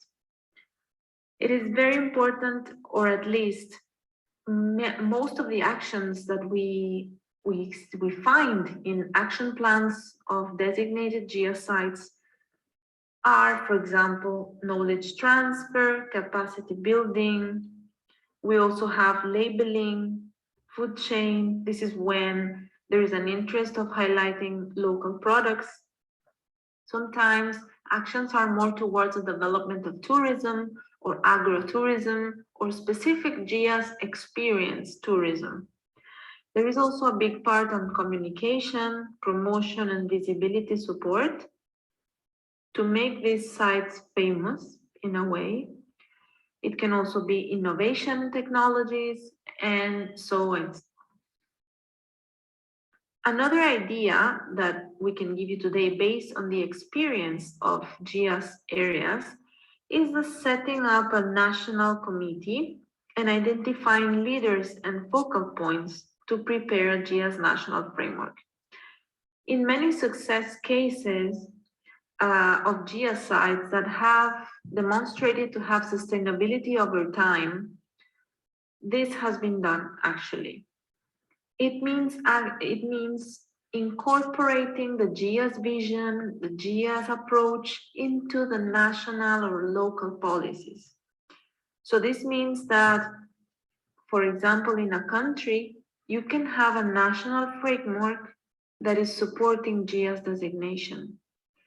Or you can have a national committee that is identifying these sites based on specific requirements. You can also have local committees or local specific working groups that are formed for the elaboration of a specific plan. And of course, they have to include all types of stakeholders, including the local communities. This is an example about the procedure for designation of a NIAS system. NIAS is a national version of GIAHS. This is based on the experience of Asian countries, in particular China created the NIAS system in 2012, and then some other countries such as Japan, Korea, but also other countries in other parts of the world. We have a national system in Chile that is being put in place. We have a national system in Ecuador, and you will hear today the experience of Iran as well. NIAS stands by nationally important agricultural heritage systems. So as I said, it's a national version of the GIAHS. And this is the example of Japan. Japan has a specific national committee on GIAHS composed of experts and is actually led by the Ministry of Agriculture, Forestry and Fisheries, and has a specific national procedure for identification of sites that are not necessarily globally important, but they are important for national history, traditions, and somehow they deserve to be designated or recognized. And some of these sites, when they include the characteristic of global importance, are forwarded to FAO based on the assessment of the national committee. And as you can see, they have actually followed specific criteria to identify the national sites. As you can see in the top row, these are the 5 GIAHS criteria. It means that the national system is completely aligned with the global system of FAO. But they also have, as you can see in the first column, they have added some specific criteria that are specific and unique for the national NIAS system of Japan. For example, they have included resilience to change, participation of various entities, promotion of the 6th industrialization, which means create added value by integrating primary, secondary, and tertiary industries. But this is just an example again. It is very important as well to create a good action plan because this could be an opportunity to attract investments and funds. such as international organizations, international donors, technical organizations that could operate in the field, and also actors that are already working in the area and that could use the action plan to redirect their actions and to implement new activities for the benefit of the local area. And of course, it is very important, once the action has been selected, to set concrete and realistic objectives to reach. It means that you identify what is the objective you want to reach according to each challenge and activity related to that challenge, and then indicating specific indicators or evaluation plan to see how can I verify that this activity is actually feasible, and in 3 or 5 years I can assess if it has been implemented and what was the impact that it had. And it is very important as well, and this is something that the scientific advisory group normally asks, is the estimate cost, the source of funds, and the timeline and sharing of responsibility.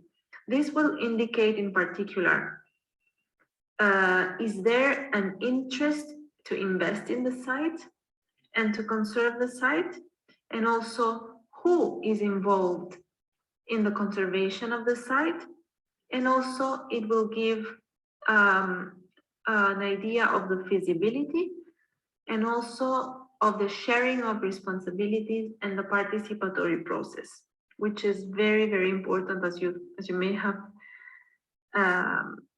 seen from our presentations for the program.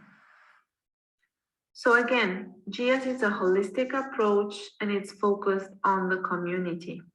So the final approval has to go to the community and to the local and involved stakeholders.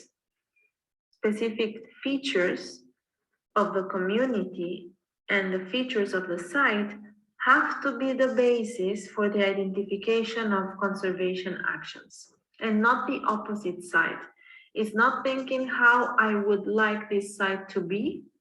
It's thinking how is the site, and let's ask the stakeholders and the local community leaders what is the vision they see for the site. And based on this, an action plan can be built, and it will be realistic and it will be easy to implement. This is a very short example of an action plan structure. So for example, the identification of threats, the countermeasures, and who are the concerned parties, the methods for securing budgets and financing, what are the evaluation methods, and then on a separate sheet, they included conservation activities. And here you can see what I was mentioning previously. The criterion, what is the threat, what are the initiatives or activities, who are the actors involved, what is the timeline for implementation, and what are the indicators or targets that they want to reach.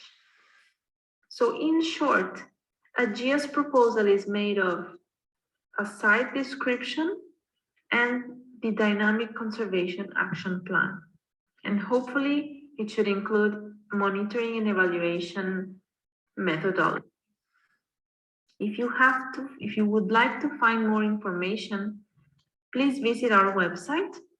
You can go for regions, identify each region, and under each region you will find a list of sites. And by clicking on the annexes, you can download proposal documents and see how their action plans and description of each criterion were made.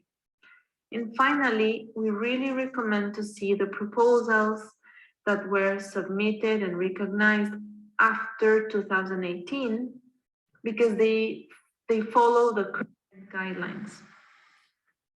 And finally, I would like to remind you that on the selection process, that is a quite long process, please remember that in any phase, but in particular in the proposal writing and even in the preliminary part, before you start writing the proposal, The GIAHS Secretariat can support and provide guidance before the submission of the official proposal.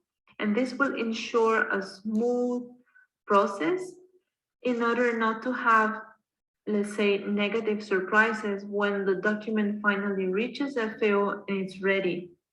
So it would be also good to communicate with us, or if you have international consultants working in GIAHS on your site, communicating with us to have, let's say, the best quality of document. Thank you very much for your attention, and thank you for inviting me to this workshop. And I wish you a very successful continuation. Thank you very much.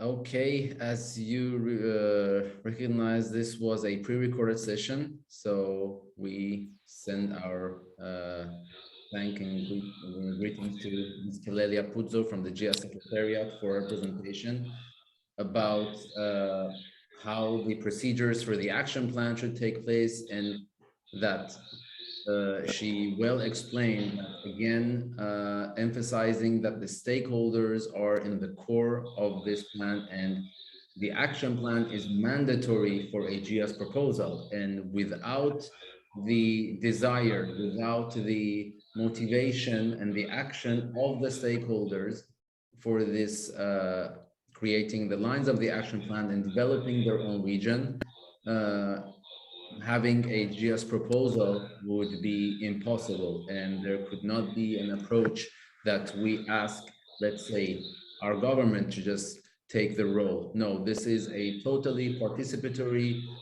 approach that is required for creating the action plan and the GIAHS proposal in total. So just having a look if we have yes, so there would be this question that our facilitators are going to kindly share and ask the stakeholders who are present in the site. And the question that is relevant to the presentation that we saw now is that, well, so okay, so because of we're short in time, I think we will just move on to the next presentation, and then we will ask the question after the next presentation. So Dura, could you please introduce our next presenter? Thank you. Of course. Dear participants, I am pleased to introduce our next presenter, Ms. Shohra Soltani, senior researcher at Agricultural Planning, Economic and Rural Development Research Institute in Iran. Good afternoon. Hello. Ms. Soltani, would you like us to share the screen on your behalf? Yes. Okay. Good afternoon, ladies and gentlemen. Can you hear me? Yes, yes. Yes. My name is Soltani. I studied agricultural education and extension. Now I work in a research institute who is in charge of GIAHS in Iran. My presentation today is about NIAS structure in Iran. Thank you all organizers, and especially Mr. Amin, who helped me a lot to prepare my presentation and know the objectives of this meeting. First of all, I would like to tell you that we are a neighbor of Azerbaijan. We have a close relationship, and we share a history with each other. In past, I think we had the same culture and the same background. So I'm happy to present my country experience in GIAHS for my colleagues and for my friends in Azerbaijan. Please go to next slide. Please move to next slide.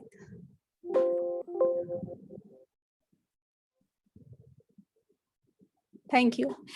Iran, with diverse climate, long-lasting, rich culture, and hard-working farmers who have historically struggled with water shortage problems, soil fertility, and other challenges to sustain their farming system, is considered as a country with high potential for dynamic protection of important agricultural heritage systems. That's why we started our first steps to formulate a GIAHS proposal in 2009. Resulted. Please move to next slide. Let's see next slide. No, before that.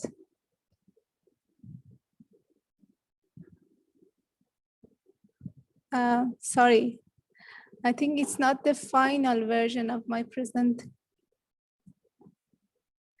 Okay, so let me tell you that Iran started first step to formulate a GIAHS proposal in 2009, resulted in the approval of first proposal Qanot system in 2040. Till now, 3 Iranian agricultural systems are designated as GIAHS. First was Qanot-based agricultural system in Kashan. Second was Qanot-based saffron farming system in Gonabad. And third was grape production system in Jozan Valley. Here you can see all proposals here. And we have 3 other systems in the process of designation. First is walnut production system in Toyserkan. Second is ancient traditional gardens of Qazvin. And third is Stahbanat, rain-fed fig orchards. Please move to next slide. Yes, please, next slide. Again. Oh, you go back. Yeah, here I told you that we started our first activity to formulate a GIAHS proposal in 2009, and then finally we could be able to designate our first proposal in 2040. Please move to next slide. Then, in order to identify potential agricultural heritage system in Iran, a research project was developed in 2040, in which Iran was divided into 3 regions: North, Center, and South. In addition to 5 GIAHS criteria, some other indicators for identifying potential NIAS cases were they were included. First was in strategic importance of that agricultural product for the region. Also, we considered the cultivation area and a number of farmer families who are in charge of that activity. Second, agricultural folklore. Also, we consider diversity of agricultural products in that site. Also, for us, it was important to know that there is a long historical background for that site. In addition, natural landscapes and rural and natural tourism opportunities were important. Another criteria was existence of a processing in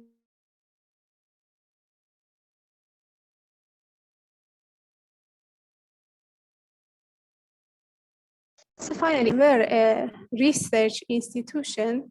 We could be able to gather better information about our sites and to formulate our proposals. Please move to next slide. Can you hear me? Oh, thank you.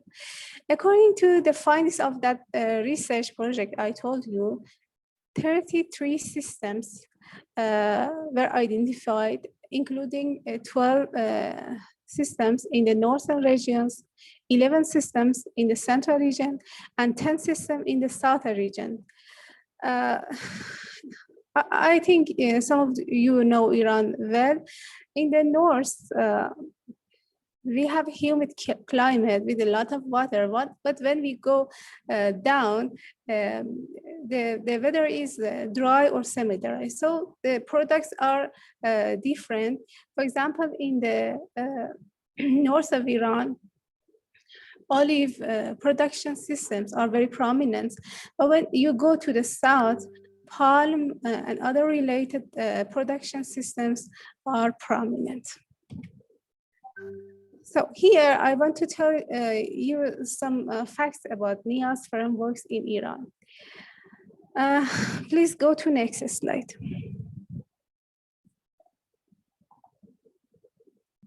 Thank you. According to what we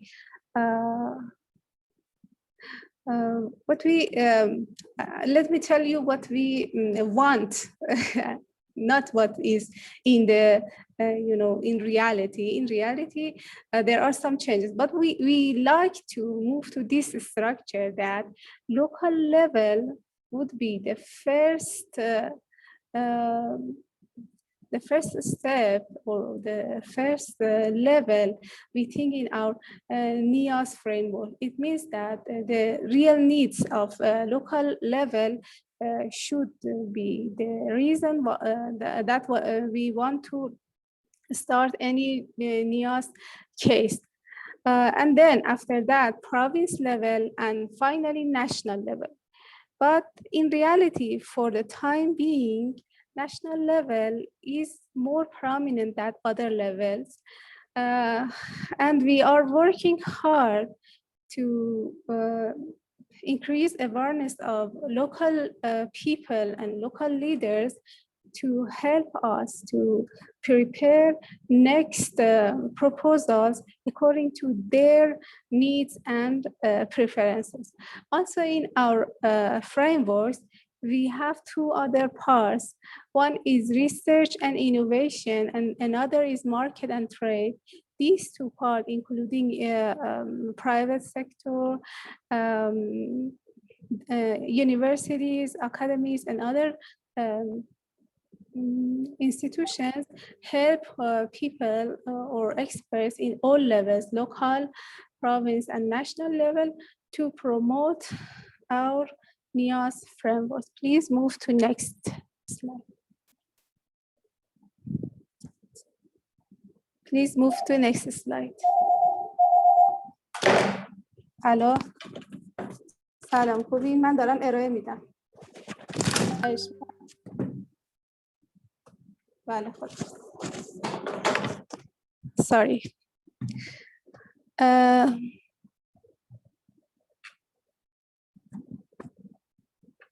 I'm really sorry. There was a call from my workplace. Here you can see main members and main functions and requirements of our NIAS system at national level. First, let me tell you that the Ministry of Agriculture is in charge of GIAHS in Iran. I think, as I heard in Clelia presentation, in Japan it's so. It's the same situation, and in Japan, Ministry of Agriculture is in charge of NIAS. Inside the Ministry of Agriculture, my organization, which its name is APEDRI, Agricultural Planning, Economic Research Development Institute, is chair of National Committee Secretariat. Also, specialist departments inside the Ministry of Agriculture helps us. These departments include agronomy, horticulture, livestock production, water and soil. Also, another institution inside Ministry of Agriculture who helps us is Agricultural Research, Education and Extension Organization. Another organization is Forest, Rangelands, and Watershed Management Organization. In addition, Iranian Fisheries Organization, Nomadic Affairs Organization, and Agricultural Investment Development Support Fund help us. Apart from Ministry of Agriculture, other organizations such as Cultural Heritage, Handicrafts, and Tourist Organization, Environmental Production Organization, Ministry of Mining, Industry and Trade, Ministry of Interior, Ministry of Education, FAO representation in Iran, also representative of agricultural organization at national level, and finally Iran Chamber of Commerce, Industries, Mines, and Agriculture are main member of our NIAS system at national level. For your information, not all the members are helping in all the proposals. Only if we need some of them, we can ask them to help us. Here I want to talk about main functions of these members at national level. First function is development of policies and strategies for proposal preparation, submission, registration, protection, and conservation of NIAS. Second is providing the required financial and technical support to identify, maintain, and develop NIAS in the country. Third is mainstreaming GIAHS values at all levels of decision-making and national programs in order to create a GIAHS culture. And what we require at national level is introduction of GIAHS concept and strategic supports, providing technical and financial support from national and international resources. Please go to next slide. In the next slide, I want to talk about province level. Main members in province level are agricultural GIAHS organization at province level. At that level, head of the secretariat of a provincial committee we have there. Second, general directorate of cultural heritage, handicrafts, and tourism at province level. General directorate of environment at province level. I want to tell you all the members we had at the national level, they have some organization at province level, and we have them in our NIAS system as well. Main functions at province level are institutional development and establishment of GIAHS network at province level, implementation of national policies, including increasing the public participation of agricultural producers in the protection of GIAHS in order to preserve biodiversity, improve water consumption, develop cultural diversity, and so on. Finally, their function is mainstreaming GIAHS values at all levels of decision making and national programs in order to create a GIAHS culture. What we require at province level is support from national and international financial resources. Please move to next slide. Thank you. At local level, main members of first, agricultural GIAHS management at top level.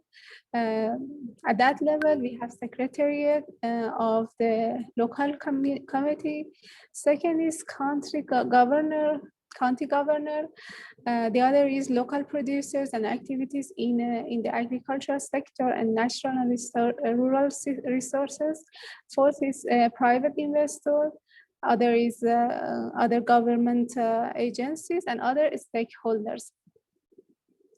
We actually wish to have these main members at local level as our main part of our NIAS system, although at the same time, for the time being, we manage everything at national level.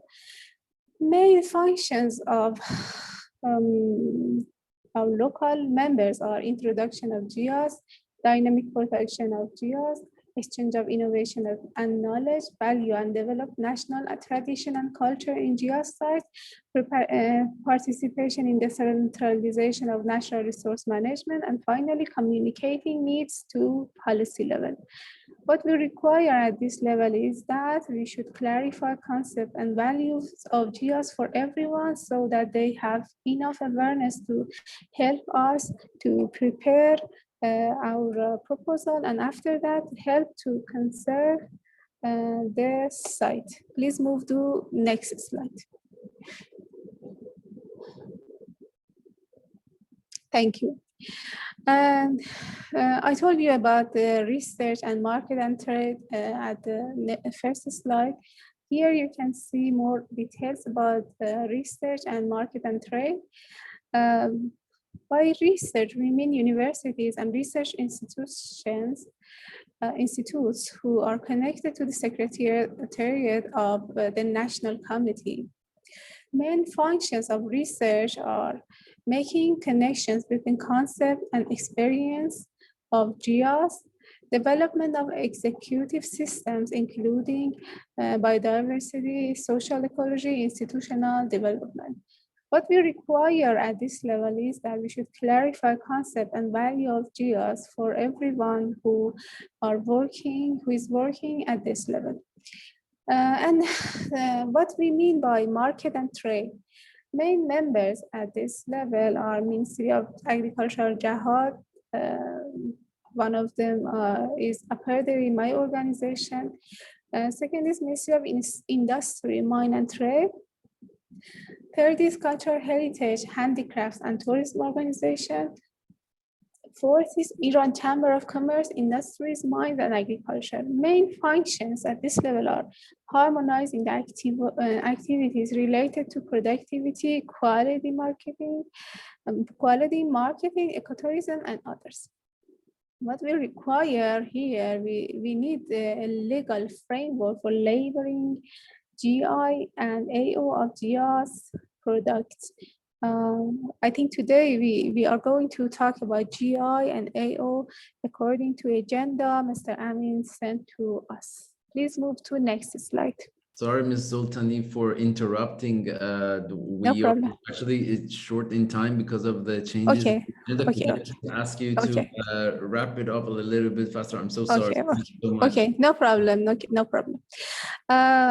The Iranian GIAHS system was established in 2015 after designation of our first proposal. I told you that first we developed our first proposal and then we designated it. And then at that time, they understood that GIAHS system should be established in Ministry of Agriculture because those who were in charge of the first proposal were from Aperderi, and that person was our boss, Professor Kianiarat. Another fact about our GIAHS system is that it is established in our institute, Aperderi, by minister's order. And that then after that order, it was published by media, and everybody knew about this GIAHS system and GIAHS system in Iran, and that who is in charge of that. Due to budget problems, the number of systems registered as GIAHS is very limited. 3 cases currently awaiting to designate as GIAHS. Also, we have a shortage of human and workers. Today, I understood that even in FAO, only 3 people are working on GIAHS. So today, I'm very happy that this problem we share with FAO. Please move to next slide. Please move to next slide. Thank you. Here you can see our website. This has an English version. You can see our website here. National Committee for Important World Agricultural Heritage System is here, and we have some reports, documents, news, and events that here we can present here, and you can see them in our website. Thank you very much for your listening. Regarding the shortage of time, I would not continue anymore. Thank you very much, organizing, and Mr. Amin. Thank you. Thank you so much, Ms. Soltani, for your presentation of Iranian's NIAS. And I once again apologize to all of the guests and the stakeholders are on their side for this delays, for the, let's say, not perfect time management. And well, first I would like to say that we need to make this change in the agenda, and after the question that we asked now, we have to go on a lunch break for the stakeholders, which would be 40 to 45 minutes, well, shorter than what it was in the agenda. And then after that, we'll continue with the rest of session 2, and then immediately we will go to session 3. So now the question that we would like to have that basically raises from the presentation of the NIAS of Iran would be that for the stakeholders that we would like them to please participate and let us know is that, in your opinion, for having a stable foundation in your country for NIAS, for the monitoring and evaluation of a, let's say, of a agricultural heritage system in your target region,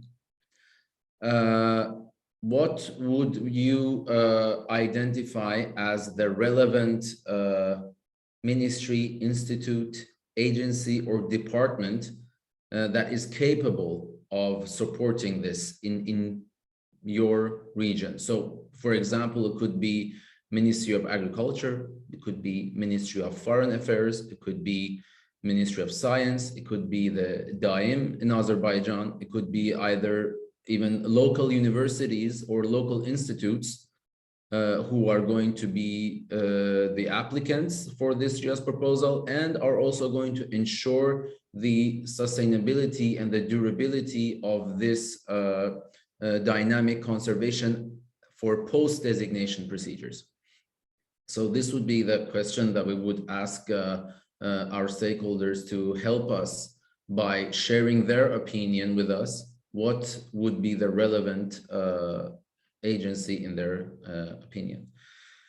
And also, I would also like to thank Ms. Soltani, and hoping that since, as she mentioned, that there is a very close, let's say, relationship, very close culture, and I would say shared culture between the history and the past of Iran and Azerbaijan. So I think we can take advantage of this and also cultivate this and strengthen this relationship maybe between the relevant ministries or the relevant agencies between both governments for supporting each other in sharing this knowledge about NIAS.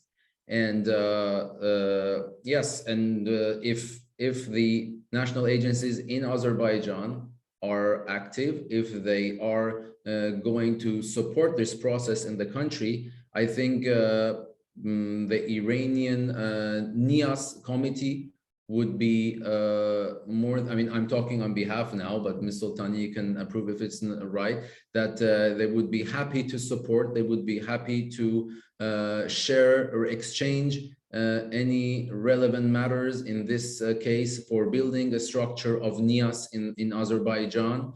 And yeah, I think that would be a very, let's say, great start to have this exchange knowledge between GIAHS sites, especially for the case of Iran and Azerbaijan, would be very simple for all of the similarities that they share. And yes, I have to apologize also to our next presenter, Ms. Luzio, that if it's possible for you, we can do this after this break, which would be quarter past 11 Portuguese time, if I'm correct. So I'm really sorry for this delay, but yes, I think after the 45 minutes, it would be quarter past 11 in the Portuguese time. Okay, no problem. Thank you so much. So yes, now our stakeholders in the target region are going on their lunch break. So we thank you for your patience, thank you for your attention until now, and we are looking forward to see you back at quarter past 2 Azerbaijan time, quarter past 12 Central European time. And yes, so we will continue with the agenda with the case of GIAHS in Portugal, in Barroso, after this time. And meanwhile, if there are any questions that you would like to share in the chat, I would be glad to take note of them or answer if it was in my capacity. Thank you so much.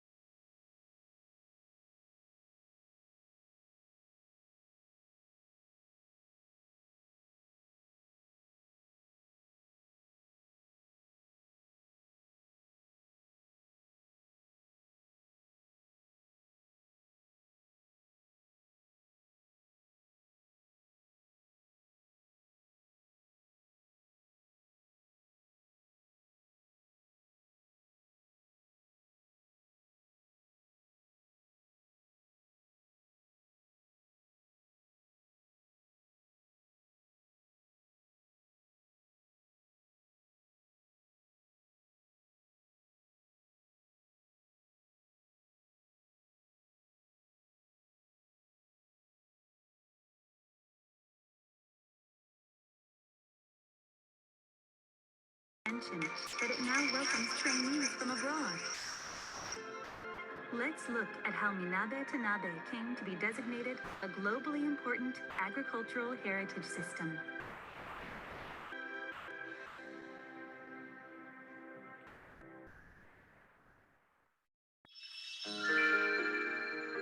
Globally important agricultural heritage systems, or GIAHS, are living, evolving systems of human communities in an intricate relationship with their agricultural landscapes or environments. The Food and Agriculture Organization of the United Nations, FAO, initiated the program to protect and pass such systems on to future generations. As of April 2018, there are 50 designated sites in 20 countries. 11 of them are in Japan.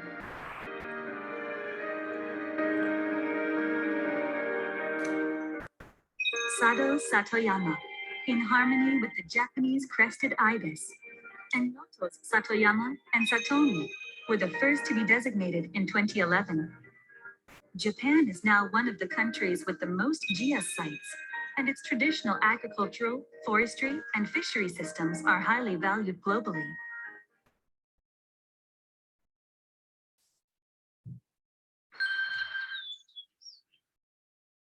The Minabe Tanabe Ume system in Wakayama Prefecture was designated as GIAHS in 2015. Ume is a Japanese apricot or plum. It's pickled and dried to make umeboshi, sour and rich in citric acid. High-quality ume have been cultivated in this countryside for many years, and the area is renowned as Japan's leading umeboshi producer.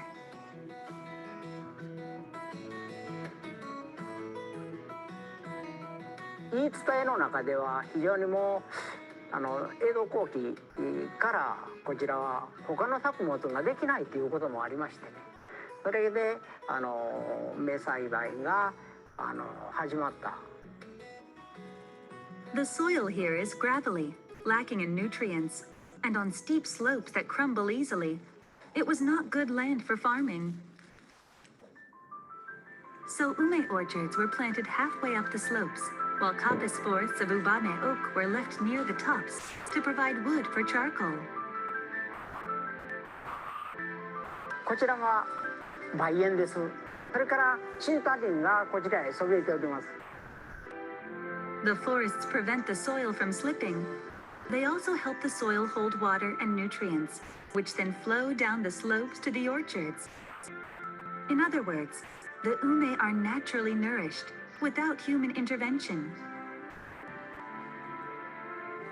The water and nutrients then flow further down, allowing diverse crops to be produced.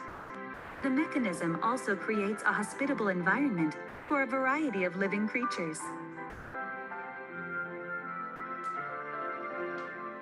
The coppice forests up at the top are home to Japanese honeybees.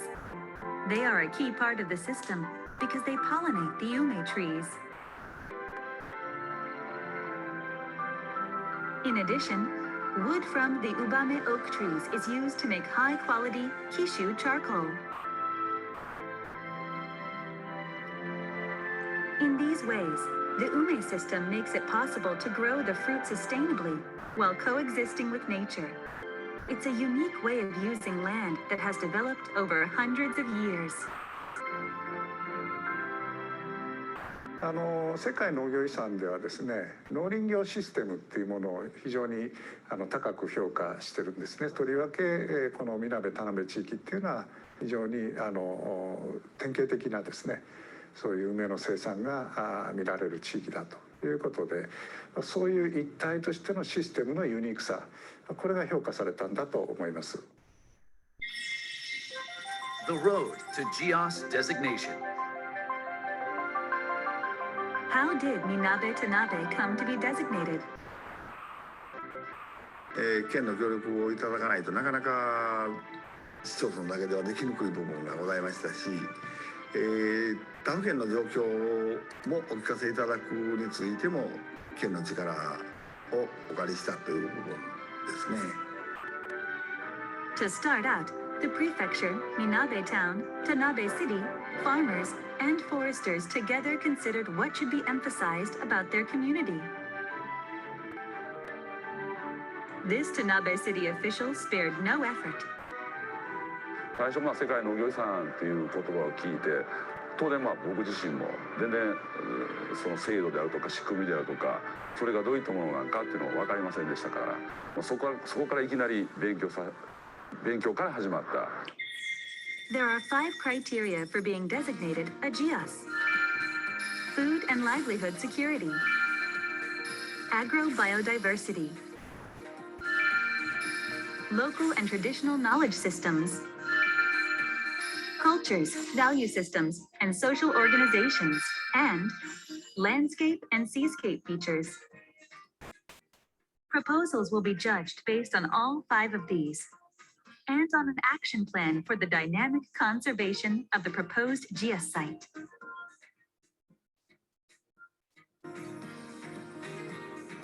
勉強しながら、そして他の認定地域の状況をいろいろ視察とかそういうのを見せていただきながら、自分のところの、梅システムという部分を磨いていったというところが一番大変だったと思います。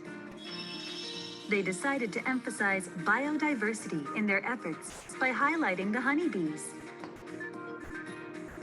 農業とミツバチがうまく共生しているこういうふうな農業の仕組みっていうのは非常に珍しいというか。Most of the ume varieties cultivated in Minabe Tanabe can't pollinate themselves and need the bees' help. And for the bees, the ume bloom in early spring, so they are a precious source of nectar at a time when there are few other flowers available.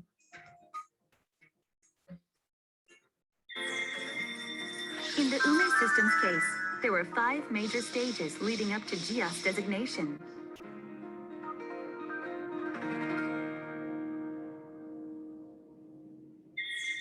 1. Surveying the ecosystem. 今回世界農業遺産に調査の段階でこの地域もモデル地域として調査が進んでまいりました。特に私ども生物調査に関しましては調査のしやすいようにということで要望があり次第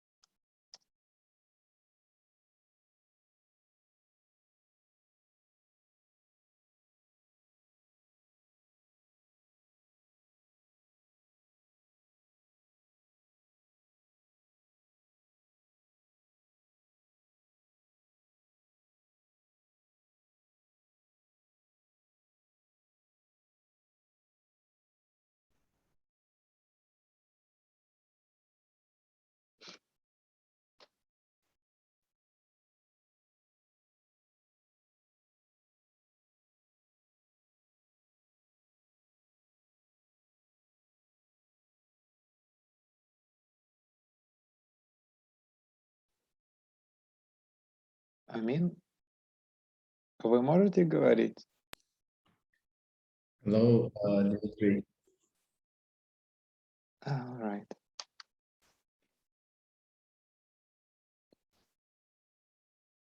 Can you please update then on the process? I mean the on the timing.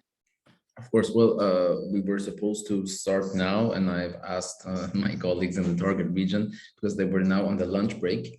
Oh, okay. They said they will do their best to be back in 5 minutes. And yes, I wanted to say that in the session 3 and the rest of session 2, that in the agenda, we have unfortunately around half an hour delay in the presentations, if not more. And yes, I just wanted to apologize in advance for this mismanagement. I mean, it was also due to some logistic issues in the target region, as well as some of the presentations took longer.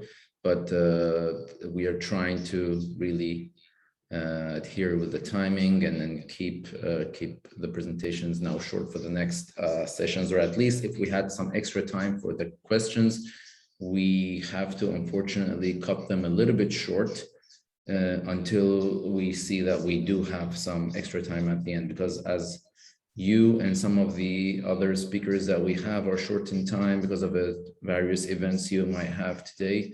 So we really need to be also respectful of the speakers' times as well, apart from the stakeholders who are there in the target region. All right. So in this case, I mean, it's fine. I see the connection is good. So we are connected. I will keep. I mean, I most probably I will turn off the video until the point you invite me. Of course.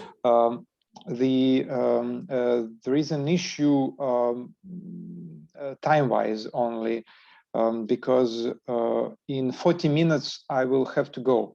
So, I mean, in this case, if there will be any possibility for you with, you know, with your colleagues to think whether, you know, I could fit in within this timeline. I mean, because not like a Cinderella, but I will have to go for another meeting. I'm not disappearing, but I'm just moving ahead. So, I mean, in this case, that means that it is your time now, 2:20. Is that correct?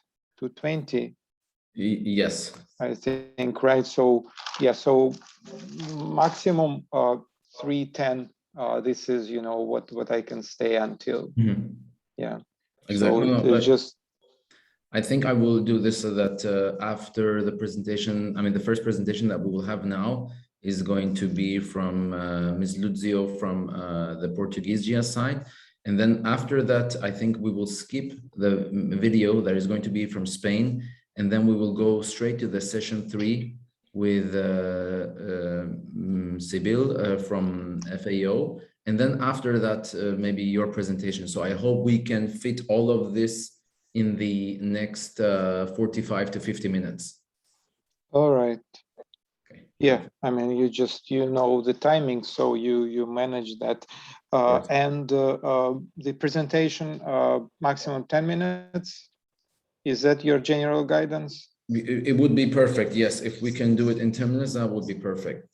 Okay, I think that I will cut down. I mean, my presentation is big. I will share it once we get done. You will have it in the store, you know, in your folders. I just finalized it right now, so I will share it after the presentation, and it will have more slides than I will present. Most probably, I will just focus on only 5. Because I understand we are planning to have different stakeholders, right? So the patent authority is joining, or we don't know. Well, I don't know if my colleague Orhan is there that can confirm with me, because they invited. Right, the email. I mean, I saw the email, right? Yes. But all right, I mean, it will be good that during whoever is going to open the session will update, you know, on who is joining with respect to the participants. So just quickly, I will be able to also assess, you know, the focus for my presentation. So the colleagues will benefit from that. All right, then I'm stopping the video, right? So I'm in contact. I will be listening and observing and waiting for the time of opening of the session. Thank you. Understanding. Thank you. Thank you.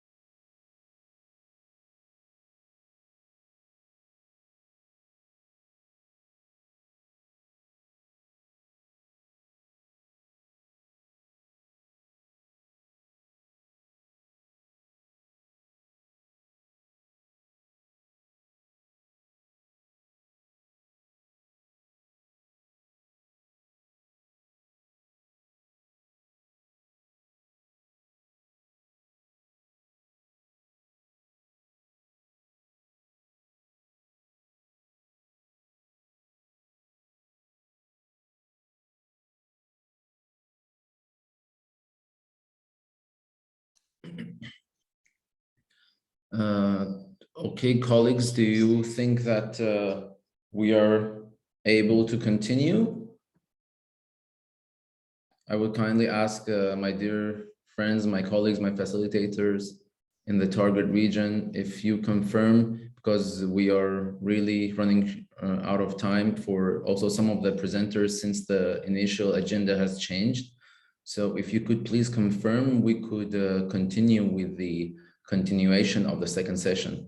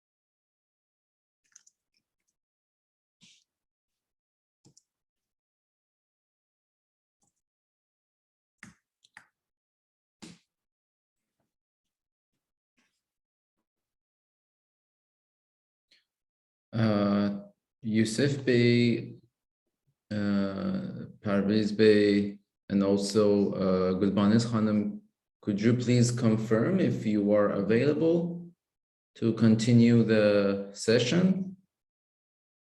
We are already 15 minutes later than we announced at the beginning.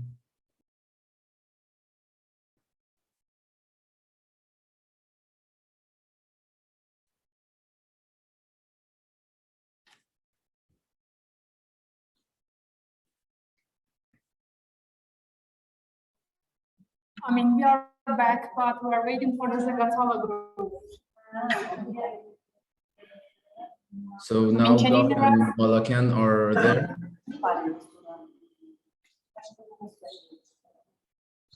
Yes, we are here. Yes. Okay, thank you so much. So I think we just need the confirmation of Parviz Bey.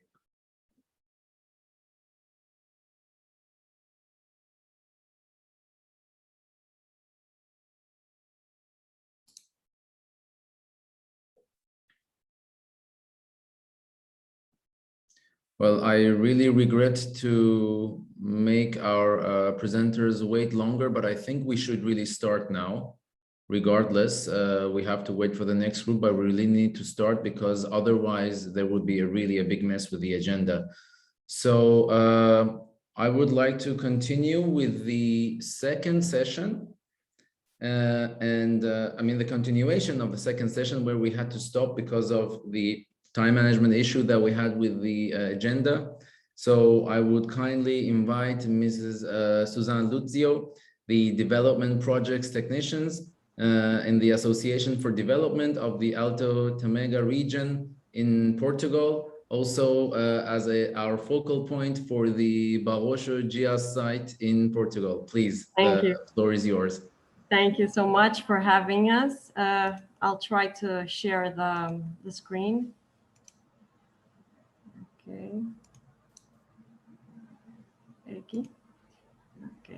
Okay, here we go. Thank you so much for having us. So I'm going to make a brief presentation of the Barroso GIAHS and then try to explain how the stakeholders had an important role to the presentation of the application and also an important role in the implementation of the action plan. So Barroso is located in the north of Portugal, in the region of Alto Tamega. It covers 2 of the 6 municipalities, as you can see in green. So the territory is a mountainous area with a general aspect of a compact mass of highlands and plateaus. It has very large depressions and crossed by several rivers and streams. So Barroso has a harsh and severe climate with very wide variations and temperatures, with some snow which lasts for several days. The farming system is agro-livestock, and each farmer produces different crops and even creates different animal species. Grazing is extensive, with animals spending much time outdoors. This type of grazing uses both permanent pastures reserved for the grazing and also poor pastures filled with vegetation, which cover very significant extensions of Barroso territory. The land structure is typically of private smallholdings, arable lands, and meadows. Agriculture is mostly based on annual crops as cereals and vegetables. In addition to permanent pastures used for cattle grazing, the region has a number of agricultural productions, such as forage crops that provide a very important part for human food and animal feed, especially the rye, potatoes, turnips, and cabbages. In arable land is used an annual crop rotation system, including fallow periods during which the land is used for livestock grazing. The management of the meadows take advantage of the natural topographic features and the physiologic cycles of the vegetation. It is one of the main Asian knowledge systems that is still present, being vital for the agrarian system of Barroso. The farms are usually small on average, and the agroclimatic conditions have fostered collective farming habits between residents, which are based on mutual help and solidarity. This sense of community is one of the most typical and of the values and customs of Barroso, closely associated with the rural practices of collective life and its need to adapt to the environment. It is also a form of rural organization circumscribed to a given territory and based on cooperation between neighbors. Sorry, I didn't pass the slide. So in Barroso, the farming and food are part of the economy of subsistence, and it's based on animal, cereal, vegetable, and honey productions, and also processed food as smoked meats. The soils are poor, thin, and have restricted farming development, and extensive grazing land is more important than agriculture. The main cereal in Barroso is rye, grown on land with poor soil conditions, usually in 2-year crop rotation, alternating with potato. Local stakeholders are deeply involved in the promotion of the local indigenous products, and they fully support the farmers and their products. So Barroso has a few products that are protected designation of origin classification. As example, the pork and veal meat, and also the honey. As there are a few associations that promote these products that have the support of local stakeholders, and through this support, the farmers are able to sell their products even if it's in a small scale, and this way contribute to the promotion of the region and create their economy of subsistence. As for this classification, which is protected geographical indication, we have the goatling, the cross bovine beef, and several types of smoked pork sausages, some made of pork meat and seasoning, and others with meat and bread.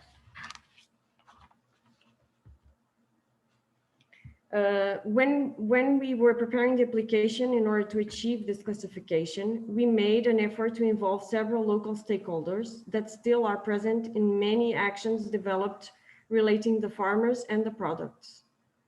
The stakeholders are several, are municipalities, local associations of farmers and producers, and cooperatives.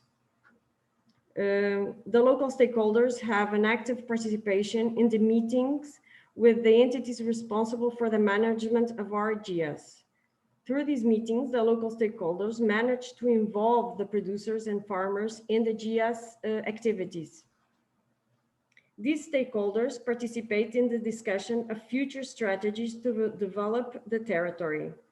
They also participate in local partnerships, events, and other initiatives. Our local stakeholders have a crucial role in the connection with the farmers and producers. They provide them with training actions, events that aim to promote the territory and the products and the local culture. Thank you. I was pretty quick.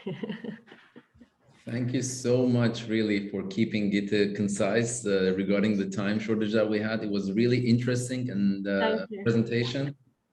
And I would say very relevant to the target region that we have in northwest of Azerbaijan. And well, there were many things actually to learn here from your site regarding of the different type of agricultural systems that you have, also about the promotion and adding value to your agricultural products, and The other one that, in my opinion, is the most important one is the inclusiveness of the stakeholders in all of this procedure. And one thing that you mentioned about the inclusiveness of the stakeholders in choosing the future strategies for developing their territory. So now I would kindly ask our facilitators in the target region to also maybe get the opinion and also, get the opinion of our stakeholders, if whether they find themselves included at the current moment, if they find themselves included in any local discussions regarding the future strategies of their territory. And if yes, they do find themselves included in this, could they please write down the name of that organization, that cooperative that they are working with in this inclusive interaction?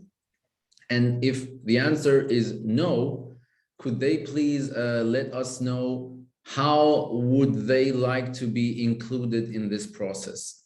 How do they think it's important to be included in the decisions that are going to be made for the development of their territory and also the development of their agricultural production systems, respective of their site?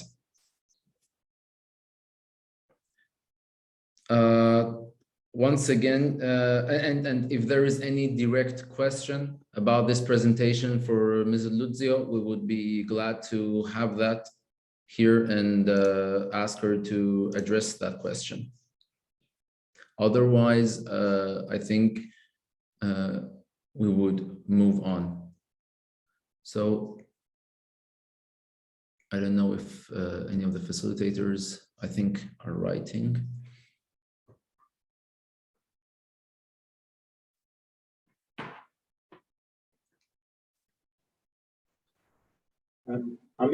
Can I just jump in from the distance? Rainer, this is Rainer. Can Susan say, like all presenters on the GIAHS sites, can they always say one or two words on where they see the value added from their perspective, both with regard to the conservation issue, but also with regard to the economic impact issue, and how the GIAHS concept complements, other certification schemes that exist in parallel in the same region? Thank you. Sorry, I didn't understand very well. What was the question? I'm sorry. I mean, if you could help me. At the beginning, I didn't catch the beginning. I don't know, the voice, the sound quality wasn't really the best. Could you please continue repeat it, Rainer? Yeah, sure. Is the audio better now? Okay. Just to say a few words, Susan, about the value added you see in the GIAHS concept for this Barroso site, both in terms of the conservation aspect, but also as regards economic impact and, how is it complemented? How do you see the complementarity between this concept and other certification schemes that you have for specific products, for example, in the region, etc.? Thank you. Thank you for the question. As for a specific added value to the economy, I don't think there's any real impact. But this classification, this GIAHS classification, added some worldwide promotion to the regional products. I'm not going to say that the sales to the producers have raised, but the promotion and to get to people to know their products and their culture and their traditions make them feel important and have that sense that they have to preserve their patrimony. They think that it's a very important thing they have. So they must continue to produce and have these products and have these traditions and way of working the land. And they have to continue so they can preserve it and pass it through other generations. There's no specific economy value, but I think it's very important to the population of Barroso to know that how important it is their patrimony, their way of living, and how important it is to preserve that. Thank you. Thank you. I mean, I could have imagined that the recognition of the site and that it is popularized in all sorts of media, that you get at least increased attention from tourists and that agrotourism is developing. And as you said, this identity that it gives to a specific region, and of course some synergies with promoting high value products that existed already, but they are, I mean, the context with the region is even more apparent and prominent now, right? Yes, yes, correct. Thank you so much. So, Susan, there is also this question that is coming from one of our regions, from the stakeholders from Balakan, and their the question is, how can a community member be part of the decision making on GIAHS? Could you please maybe answer this? Well, I would say in a more general way, in your opinion, because later in the workshop we will extend on this to explain more. But what is your opinion about this? This on GIAHS, on our GIAHS, correct? So on, yes, for instance, in your example, what was the community member's role in decision making? So ADRAT is a development association, and we have in our region 6 municipalities. What happens is when we design the future strategy for the European funds, we call all municipalities to help and elaborate this strategy. So including the GIAHS, both municipalities, Boticas and Montalegre. Each municipality has several associations which function as a connection between the municipality and ADRAT and the community members.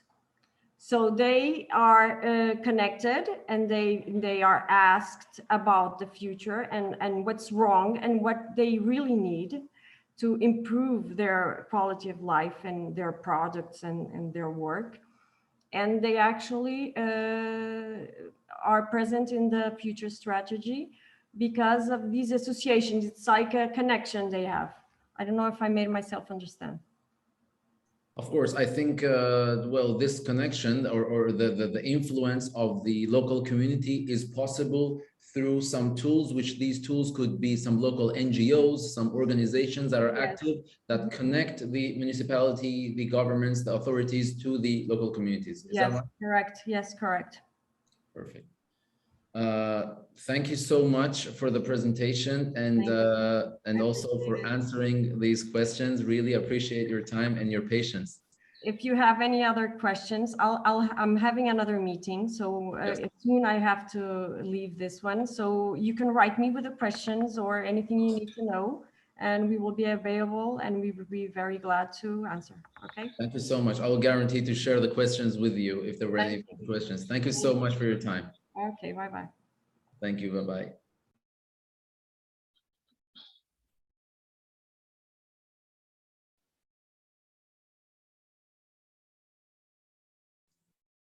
Amin, you are muted. Sorry, I was saying that we have to make a tiny bit of change in the agenda, and we have to skip for now the video from GIAHS Senia in Spain, and we have to leave that for the, I don't know, maybe middle of session 3. And now, if it's possible, we would like to skip to our colleague in FAO REU, specialist in GIAHS, nature-based solutions. And sorry, Marta, you can continue on that. I forgot that now, but yes, please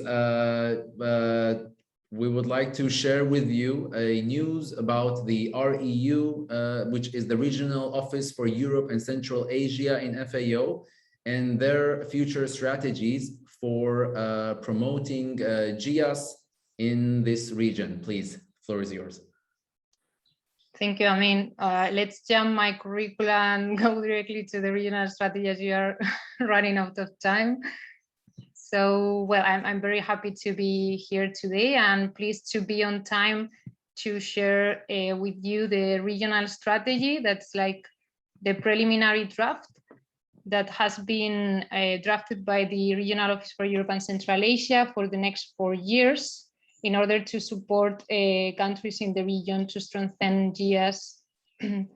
So it's the time frame of 2022-2025, but let me just give a little overview of the work that has been done until now. So this regional office started working on 2019 on the promotion and strengthening of GIAHS in the region. However, the GIAHS Secretariat of FAO started time before in the promotion of GIAHS, and thanks to this, in 2017, there was the first GIAHS recognition in the southwest area of Europe. And nowadays, as already mentioned at the beginning by Mr. Endo, there are 7 GIAHS sites recognized in the region. And well, there's no GIAHS representation on other parts of the region, such as Central Asia and Eastern Europe and so forth. So we are really expecting Azerbaijan to present the first candidature and start the process of recognition that hopefully will be the first one on this part of the region. So let me get just in detail with a few of the work that we have been doing from here, from the Regional Office for Europe and Central Asia. So the work has fallen under the Regional Initiative 3 that takes care of managing natural resources and preserving biodiversity under a changing climate. And as I said, we started the work in 2019. And in this moment, the regional office drafted a regional strategy for the period until 2021. So as part of this work, 2 regional dialogues have taken place, one in 2019, another one in 2021. And in both, Azerbaijan has been participating very active. And I have to say that even in the first regional dialogue, 11 sites were identified by Azerbaijan with other several countries, exposing like the importance and the potential of this region to present GIAHS sites on their agricultural systems. So the regional office has been supporting the countries on the promotion and identification of GIAHS. We have been supporting Azerbaijan and the colleagues. And also the work has been focused on climate change mitigation and adaptation. So for this reason, we have done and implemented a study on climate change resilience and vulnerability of GIAHS sites, and launched a publication on nature-based solutions. And the GIAHS site has been the case study supporting this work. Running directly to the regional strategy that will follow the initial one, we have used many different sources for the analysis, information and conclusions from the first and second regional dialogue. Above all, we have used the data collected during the consultation to member countries interested in GIAHS program, in which Azerbaijan has been essential, giving a lot of information that has been supporting the main pillars. Also, the results of the first regional strategy and the pillars has been fallen under the programmatic strategy of Regional Initiative 3 of the next four years. Just wanted to give some of the statements that have been essential for establishing the priorities. So the countries have said that local community priorities in these agricultural systems were the preservation of their territory and traditions, conservation of landscapes and culture. They have all talked about the importance of modernizing the agricultural practices, protecting natural resources and agrobiodiversity, improve the resilience of the sites, and they were all very concerned about youth engagement and generations turnover. and enhancing product visibility and access to markets. So these are the 5 priorities that we have developed. First of all, identification and recognition of GIAHS sites, of course, with strength collaboration of the GIAHS Secretariat and FAO national offices. Sustainable rural tourism under the Memorandum of Understanding between WTO and FAO. Biodiversity, which be in line with the action plan mainstreaming biodiversity. I'm sorry, this is a little box that I have for relaxing my eyes. I just jumped. And the third one is the geographical indication and other standards and labels for promoting local products. And we want to promote mainly activities that will create synergies with the work of our colleagues in Regional Initiative 1. And finally, nature-based solution with the focus of modernizing agricultural techniques with science and innovation of these techniques that are in line with nature. The whole regional strategy takes on account 4 cross-cutting issues, which is youth, gender, science and innovation, and nature. And this is just a screenshot to give you an overview of the work plan that will be enhanced with the collaboration of the Secretariat, WTO, other partners, and the colleagues on the regional office and of course, the FAO national offices. Thank you for your attention. Well, thank you so much, Marta, for this presentation and for sharing us this news about the strategies of the REU. And I think it's, I would say, positive news, good news for Azerbaijan, because maybe in this region, Azerbaijan is one of the countries that currently is active, is considering these kind of strategies towards sustainable development goals. And I think for the authorities and also for the stakeholders, that would be some promising news that they will definitely have the support of international organizations such as FAO with such strategies. So if the motivation, if the activeness of the stakeholders and the authorities is there, they can be reassured that they also are included in the strategies of the REU office of FAO as well.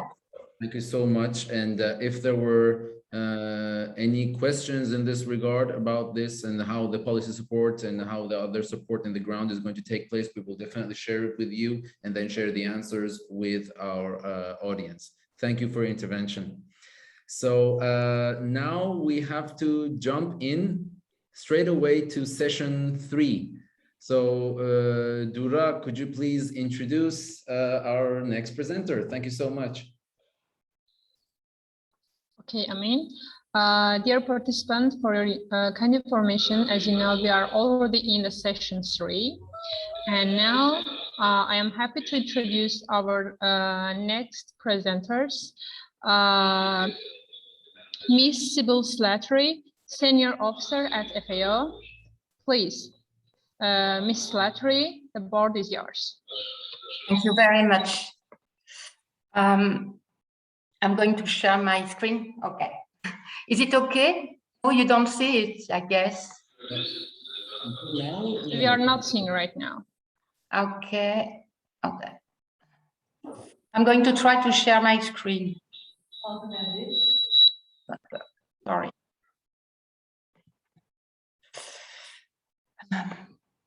No. Maybe you can share the presentation I sent. Maybe. Sure. Orhan, could you please share your screen? Because I do not have this presentation.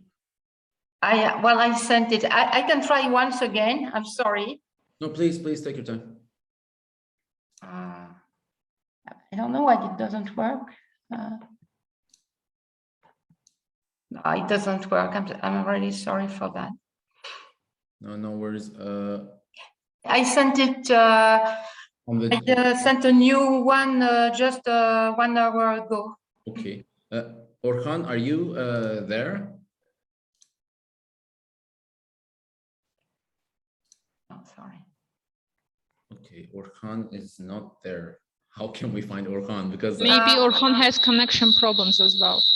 Because he has the access to the link.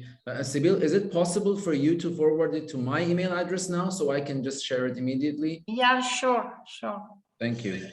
Okay. Send you that. Email.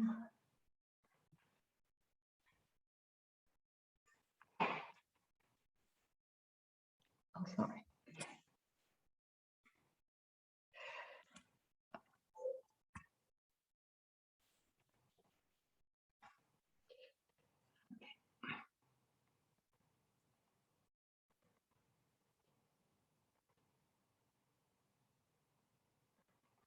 Okay, I send it to you.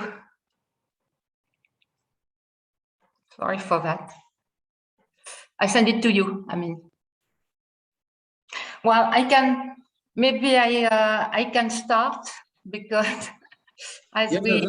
I just got it now. I'll just share my screen now. Please. Okay. So you should. Perfect. Now, yes? Perfect. Okay. Thank you very much. So I'm going to present.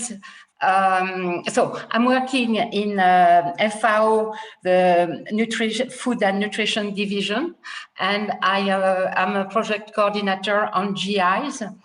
And I'm going to present here more what geographical indication is.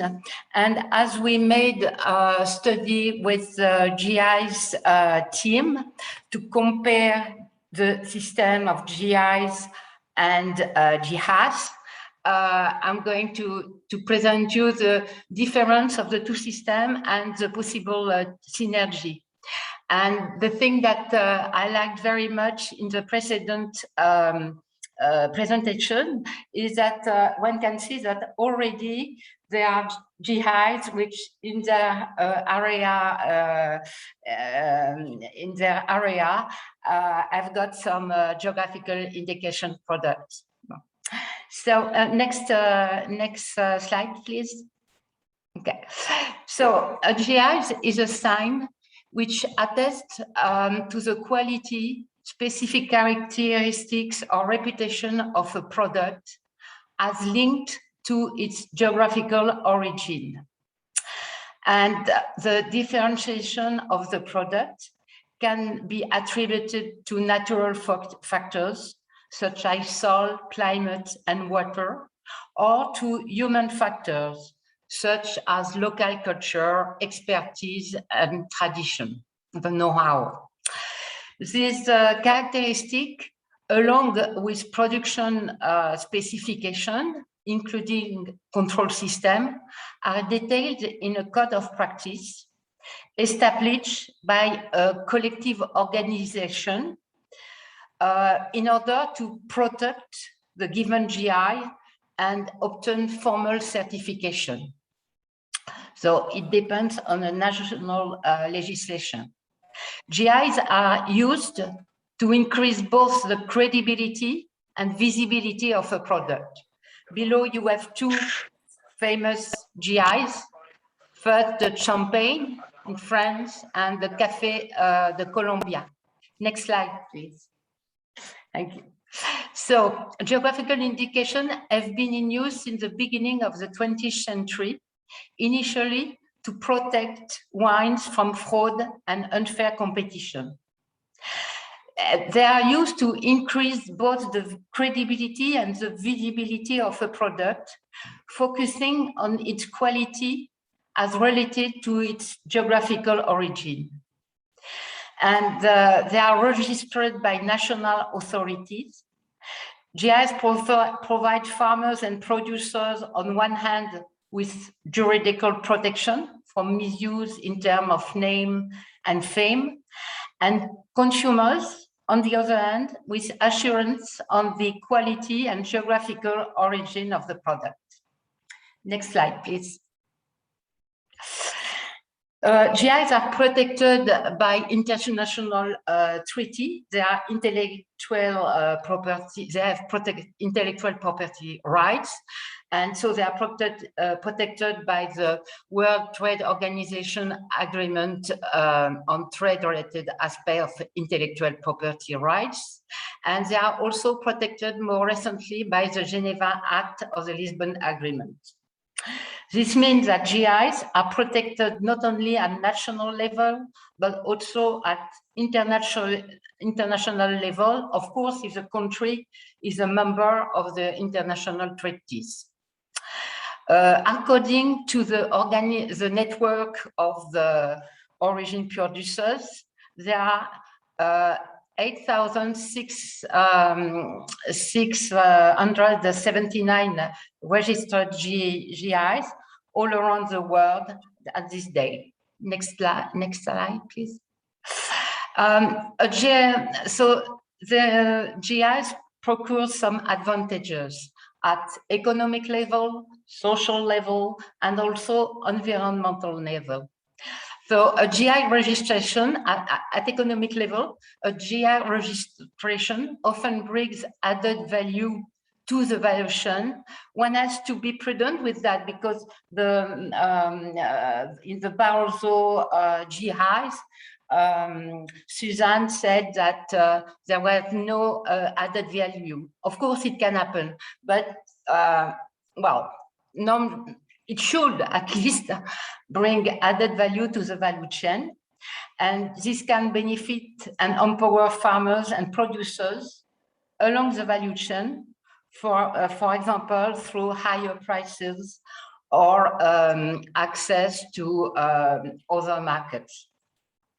GI contributes also to maintain the local production in its basin of production, and therefore to maintain jobs in the local area, even to create some jobs through the developing of market and the strategy of commercialization and so on.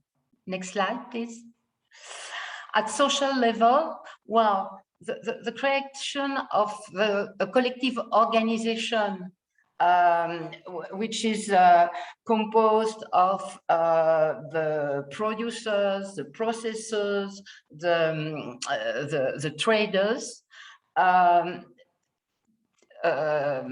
This is strengthens the link between the local actors. And furthermore, GIs can sustain and contribute to the preservation of local tradition.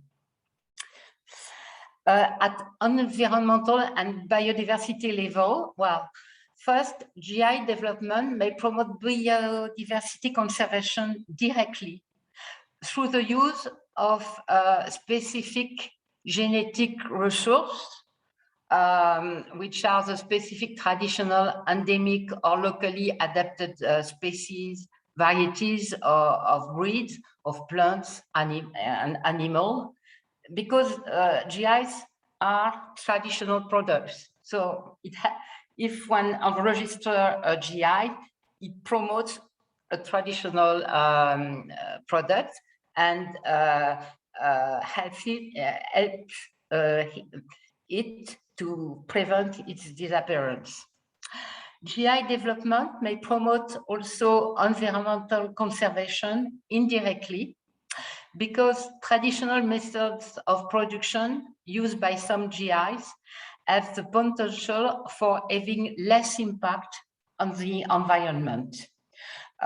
Use of water, soil degradation, carbon emission than industrial methods. The code of practice for the GI product may also include environmental criteria in order to prevent local natural resources from being overexploited and to guarantee the sustainability of the system. Next slide, please. Oh, what happened? To summarize, yes. So to summarize, GIs can generate better income for all actors of a value chain, including small producers, thus leading to more investment, better livelihoods, and better diets. GIAHS can also have positive impact at an environmental level by fostering the adoption of practices that preserve natural resources and biodiversity. And GIAHS can sustain and improve social fairness, gender equity, and preservation of local tradition. GIAHS contribute particularly to SDGs towards sustainable food production and consumption pattern, which is SDG 12, and to eliminate hunger and improve nutrition, SDG 2. Next slide, please. So I won't give the definition of a GIAHS because you have heard about it all the morning. So we'll spend to the next slide, and I will give the result of the technical note that we prepared with GIAHS team. And so it compares, it gives a difference between GIAHS and GIAHS, and then one can deduce the possible synergy. So for the definition, GIAHS is an agricultural system composed of traditional knowledge and practices, landscapes, culture, and biodiversity. And GIAHS is the name of a product with its characteristic production method and delimitation geographical area of production. The objective of GIAHS are, one, to highlight unique knowledge, practices, and landscape. Two, to aim towards dynamic conservation as well as adaptation and development of a site. For GIAHS, it's the highlighting of the name, geographical origin, and reputation of a product, and also its protection. A bit below, please. Applying body. Well, we saw that the applying body for the GIAHS is the Ministry of Agriculture, of Environment of the country, or the National GIAHS Committee. For GIAHS, it's the Farmers and Food Processors Organization, including, if possible, all value chain stakeholders.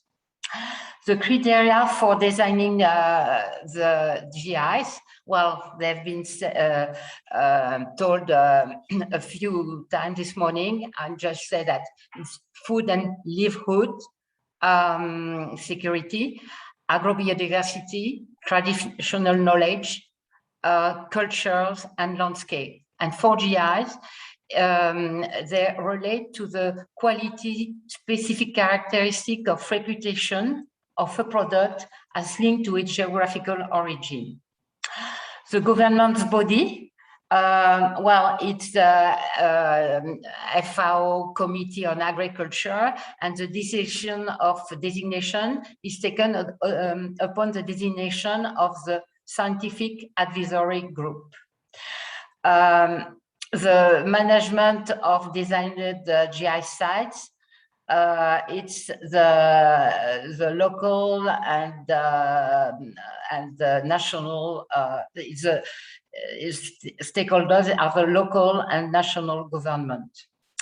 For GIAHS, it is the national government authorities which takes the decision upon the proposition of an experts committee.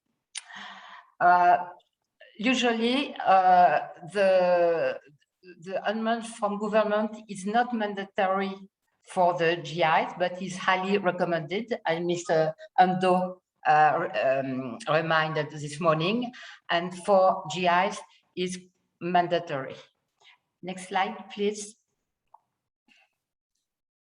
Thank you. So for the protocol system of quality management of agri-food products, for GIAHS are not required, but for GIs, they are required and certified. For the biodiversity, it's mandatory for GIs. It's not mandatory for GIs, but it's one of its characteristics. And the promotion of sustainable methods, it's mandatory for GIs. For GIs, it's not mandatory, but it's sought after. Next slide, please. So the dynamic conservation approach, flexibility or change in practice, yes, it is even required in GIs. And for GIs, it's possible, but only if there is a revision of the code of practice and that it is approved. The GIs don't focus on nutrition, healthy diet, food safety. And for GIs, there is not explicit focus on nutrition, but food safety and quality are very important. And last thing, GIs are not juridically protected, but GIs are protected by international treaties. Next slide, please. So to summarize, GIs and GIs are two complementary systems. GIs brings to GIs the notoriety of the, sorry, that is a fault, of the GI site and the beautiful landscape.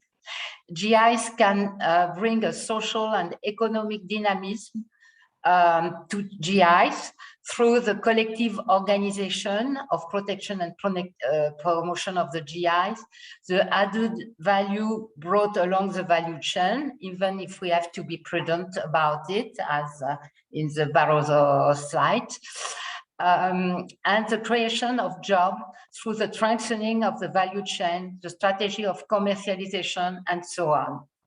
The main factor of success in the is the local ownership of the product for a GI.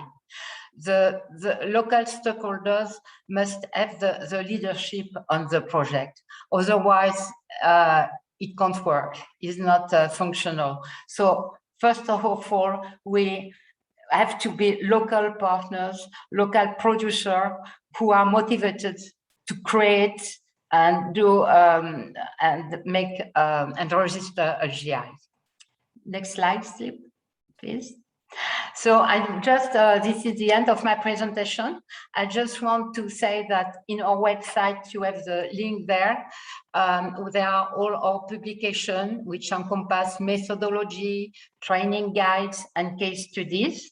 I put some of the more emblematic of our publication, and on the right you have the technical note on which my presentation was based. Thank you very much for your attention.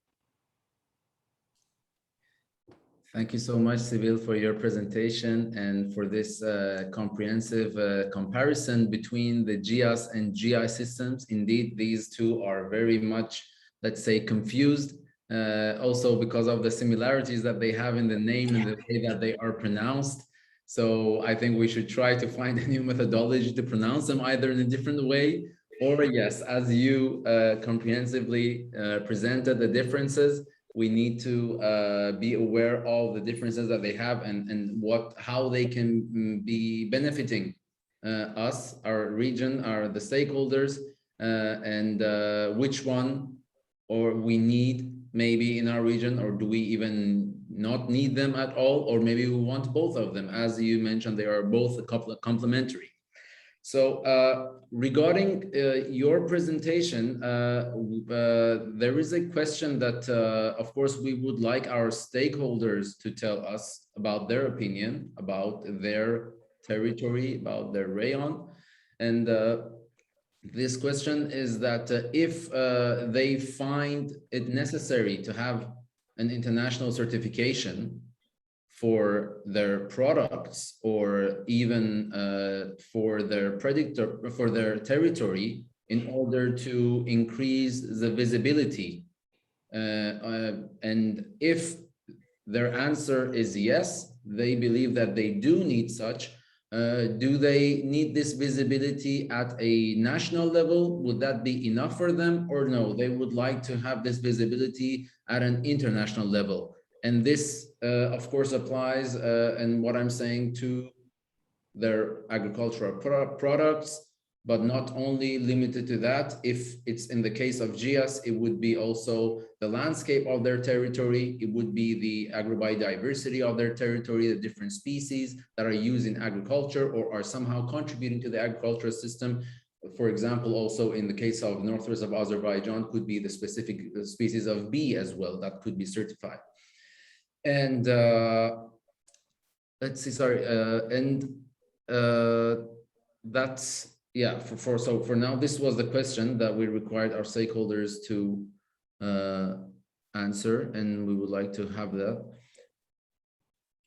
And okay, so now we have to move on to the next presentation because our presenter has been waiting so long patiently. So now I think it's time for our next presenter. Dura, if you could please present our next panel. Thank you. Of course, I mean, I also thank to Ms. Latri for the information she provided, and also our participants for their attention, and additionally to our stakeholders for their opinions. Now we are going to the third presentation of session 3. This will be presented by Mr. Dmitry Zvyagintsev, Senior Officer at FAO. Please.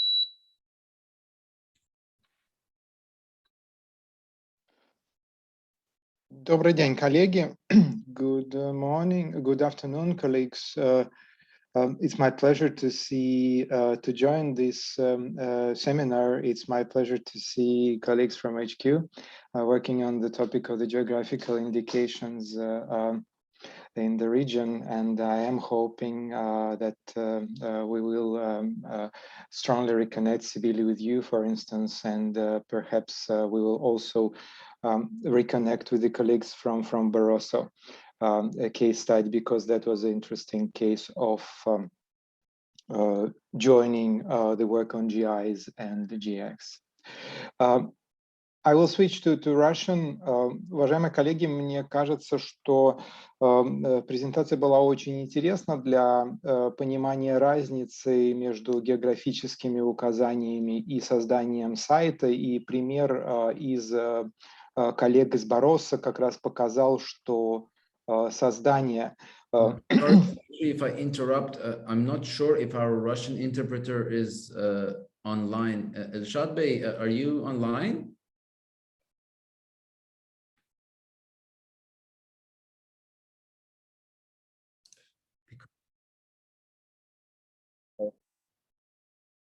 That's would you like it's in English. Would you like me to switch The to English? Translation is available. Shall we go in English? Please, if it's possible to do it in English, that would be maybe, yeah, more effective. Okay. For that. Fine. I would like to give the presentation of the work on the geographical indications that we support from FAO Office of Europe and Central Asia, with great support of our colleagues from HQ, and specifically we have a great support of Emily van den Candelare in various projects in the region on GIs. And I will briefly present you with the following structure. I would like briefly discuss the potential for the market share, of course, for the geographical indications. I would briefly run through the key recommendations that we had from the first and the second regional consultation on geographical indications. I will present you the advantages that are seen, and it's very nice that my colleague Sibyl already touched upon the studies done by the colleagues in HQ on the economic effects of the implications of the GIs on the income of the farmers. And I will briefly present the presentations, the publications that we prepared at the moment.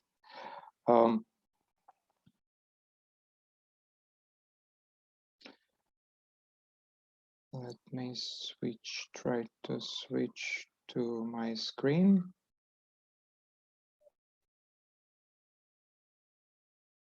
Yeah, right. If you see it at the moment, I just would like to familiarize our colleagues from Azerbaijan with the diversity of the products they already registered within the European Union.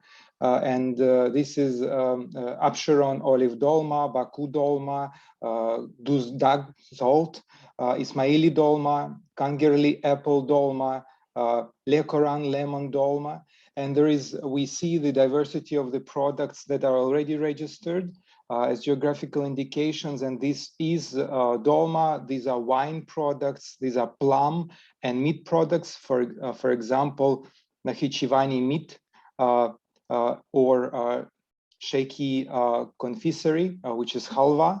But also olives, tomatoes. So I congratulate Azerbaijan on making a very big step forward towards the process of registering GIs and supporting GI producer groups. And I will quickly run with my English presentation to briefly describe you the key elements that we would like to promote based on our experience.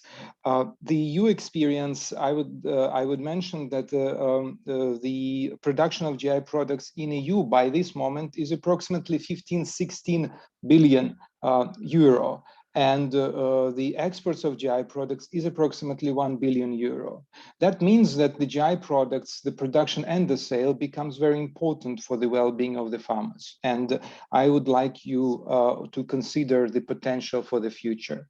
What we would like to promote is that we definitely support the institutional cooperation between the Ministry of Agriculture and the authority responsible for intellectual property rights in order to better define the support that's needed for the producer groups, especially the GI producer groups. This will lie in the area of provision of the support to establish GI producer groups, but will also be the support for the initial investment. At the same time, the investment to promote GI products. We think that there is a big role of regional and local authorities in the process. I am presenting the example of the Polish example of mapping GI products and a nice positioning of the GI products on the map that they prepared an inventory of products, and that's the inventory that became the basis for later registration of GI products and development of the support. And for the institutions that present at our workshop, I welcome to consider developing the inventory and then strengthening the support in this direction. I will not much discuss about our recommendations for the procedures of GI registration because Sibyl touched upon that, and we are also mentioning the importance of developing a transparent and easy procedures for the registration. However, we think that it is important to develop a very nicely defined specifications, the description of the product with a so-called code of practice and the action plan for the, so to speak, the controls action plan, internal controls action plan, the action plan that will help the producers as well as the certifying agent to monitor the key critical elements of production cycle, but also to understand what type of the input is used at what level, at what condition, but then also maybe this uniqueness of the traditional method of processing, but also maybe the traditional method of the marketing. I would like to mention that we recommend the institutions to consider developing the platform for promoting GIs by developing appropriate brochures and also by considering taking time to develop the appropriate support for the marketing of the products. Below of my presentation, you see a nice stamp with the cheese from Poland. This stamp was produced by the Polish Stamp Office postal office, and the stamps with different GI products were well received by the public internally. We welcome the more or less the diversity of the ideas to promote the products, but please consider in your policies how you would like to promote your GI products to the consumers, because the producer groups will have a limited possibilities to promote the products. I would like also to mention that for food safety authorities, we occasionally recommend to consider what we call the food safety derogations. So the measures, the introduction of the measures in order to increase the participation of small-scale farmers. Occasionally, the small-scale farmers cannot meet the requirements for food safety for industrialized companies, and therefore there are food safety derogations developed already by food safety authorities, and in EU there is a amount of the legislation in this case. We recommend to consider to make sure that also the products are still safe on the small scale level, but at the same time the smallholders can produce it and sell to the public that passes them by as tourists. I will touch upon the key publications that we promote, and in my links, in my presentation, you will see the links. We have the publication of geographical indications in our region, but we also have the publication on food promotion policies in Austria, Brazil, Chile, Estonia, Poland, and Serbia. That will include the chapter on geographical indications. The links are attached. I'm also proud that we made an effort to translate linking people, places, and products, which is a guide to promote quality linked to geographical origin and geographical indications in Russian language. And this document is also available, and the Russian version is already available also on the web page Sibyl mentioned in her presentation. We try to promote the experience of transition countries such as Croatia, Poland, and Hungary in supporting the GI producer groups and promoting them. And the links to the publications are also available. I would only mention once again the very good publication developed by my colleagues in HQ on strengthening sustainable food systems through geographical indications, where they analyze the GI economic impact. And the title of the presentation you can search, and it's easily to identify. But there are key success factors that we would like to promote, and we would like the producer groups to know. Please make sure that you define quality, and you better define the specification or the description of the product or the traditional method of production. Please try to think about the differentiation and adding value, and there is an important element of the innovation in your product.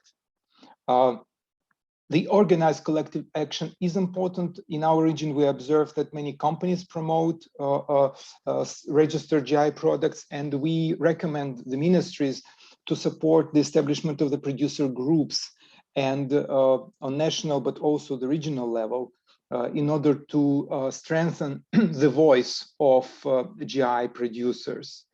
I mentioned for effective marketing strategy, the funds are important.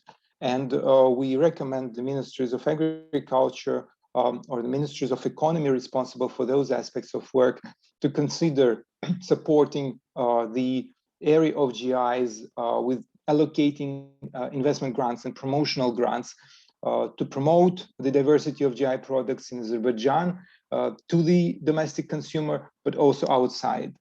The last element, but also very important, this is the sound legal and institutional system. And from our side, we are always happy to support Azerbaijan and many other countries. At the moment, we are supporting Central Asia and Bosnia-Herzegovina in strengthening their GI system, working together with the ministries of agriculture and intellectual property rights agencies. So I welcome the emails of the colleagues. I welcome you to join our third regional consultation that will take place in December. The link will be later shared. We also plan to publish the executive summary from our second regional consultation on geographical indications. I would like to mention the new publication of the colleagues from HQ, Evaluating Geographical Indications, the guide to tailor evaluations for the development and improvement of geographical indications, the joint publication of FAO colleagues with the University of Florence. And I already mentioned that we are working with the GI producer groups and the ministries of agriculture and intellectual property rights agencies in Uzbekistan, Bosnia and Herzegovina, Turkey, and Tajikistan at the moment. And I welcome your questions. Please send me by email. I will be happy to reply, and I will be happy to assist both the ministries, the producer groups, the local communities, and the intellectual property rights agency. Thank you, colleagues.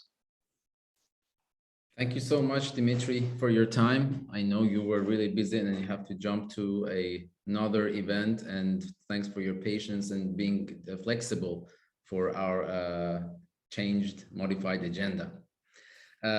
Indeed, it was important to know about, let's say, something that you also highlighted in your presentation, that the producers have limited possibilities in, let's say, help in promoting their own products, the GI, and the public authorities' role is very significant here, and they need the support. For instance, showing the examples from Poland, that the country, for instance, established a stamp for one of their food products, which helps with adding a lot of visibility, and also your recommendations of having a proper platform for promoting GI and brochures for supporting the producers, because these are maybe things that the producers, as you said again, are limited in finances or limited in resources to have them themselves.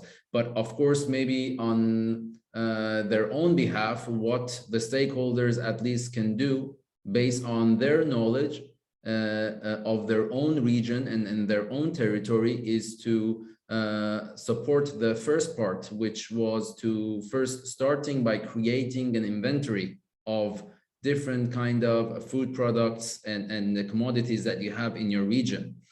So related to your presentation, I would kindly ask our facilitators in the target region to, yes, maybe ask this question from our dear stakeholders who are there, based on their knowledge, based on their experience about the history of the area, and also their own life experiences related to their work as well. In their opinion, if they want to have a, let's say, national or international designation for their products under frameworks such as GI, what would be, well, as we mentioned now, in the initial steps, we need to have an inventory of different kind of products that is related to that region. So well, the question that we ask our stakeholders is that what would be in your list? What food products would be in your list? It doesn't necessarily have to be a raw agricultural produce. Like, for instance, it doesn't necessarily have to be an apple or a persimmon, but it can be persimmon molasses, it can be dry meat, it can be procured products. And yes, so this would be the question that we would have for our stakeholders to please, for us, write down what would be in your inventory, what would be in your list as the products that are representing your region, your rayon, and you think it needs visibility at a national or even a global scale. Thank you so much. And while our stakeholders are going to respond to this question, I think now Dimitri has left because he had to go to the other event. So is there any question? I think Bilbanis Hanım is typing. Maybe there is a question that is coming from our stakeholders in Balakan. No, I am checking the messages. No, they are writing down Thank you so much. everything in their papers. So yes, I think now we can move on to the last session or last presentation of session 3, and after that we will present the pre-recorded video that was from the Spanish GIAHS site as the, let's say, final ending to this fruitful workshop. So please, Dura, could you introduce our next presenter? Dear participants, as Amin said, we are going to present you the last presentation of session 3, which will be presented by Mr. Enrico Ruzier, who is joining us from Italy. At the same time, he's the president of World Biodiversity Association. Please, Mr. Ruzier, the floor is yours. Well, thank you very much. Let's start with the sharing my screen. It's a great pleasure to be here. And I want to thank all the friends that are participating to this meeting for giving me the chance to share my competencies and keep going learning from you. What I'm going to briefly present you is about my direct experience and about the importance of biodiversity and the value of biodiversity on products, but also on territories. And especially, I will talk about the direct experience about what is the central topic of my recent research, that is this biodiversity friend standard certification. Before that, let me give you a brief introduction on why we came to this result. I mean, my organization is formally consisting in a group of naturalists, biologists, zoologists, botanists that were normally dealing with biodiversity in a formal natural sense. So we were studying and enumerating the biodiversity in wild environment. But suddenly we realized that the biodiversity is substantially affected by multiple human-driven activity like agriculture. So we thought that why don't we switch our methodologies in investigating biodiversity within agro-ecosystems and try to change the way in which the agro-ecosystems that are, remember, artificial conditions deal with the natural environment.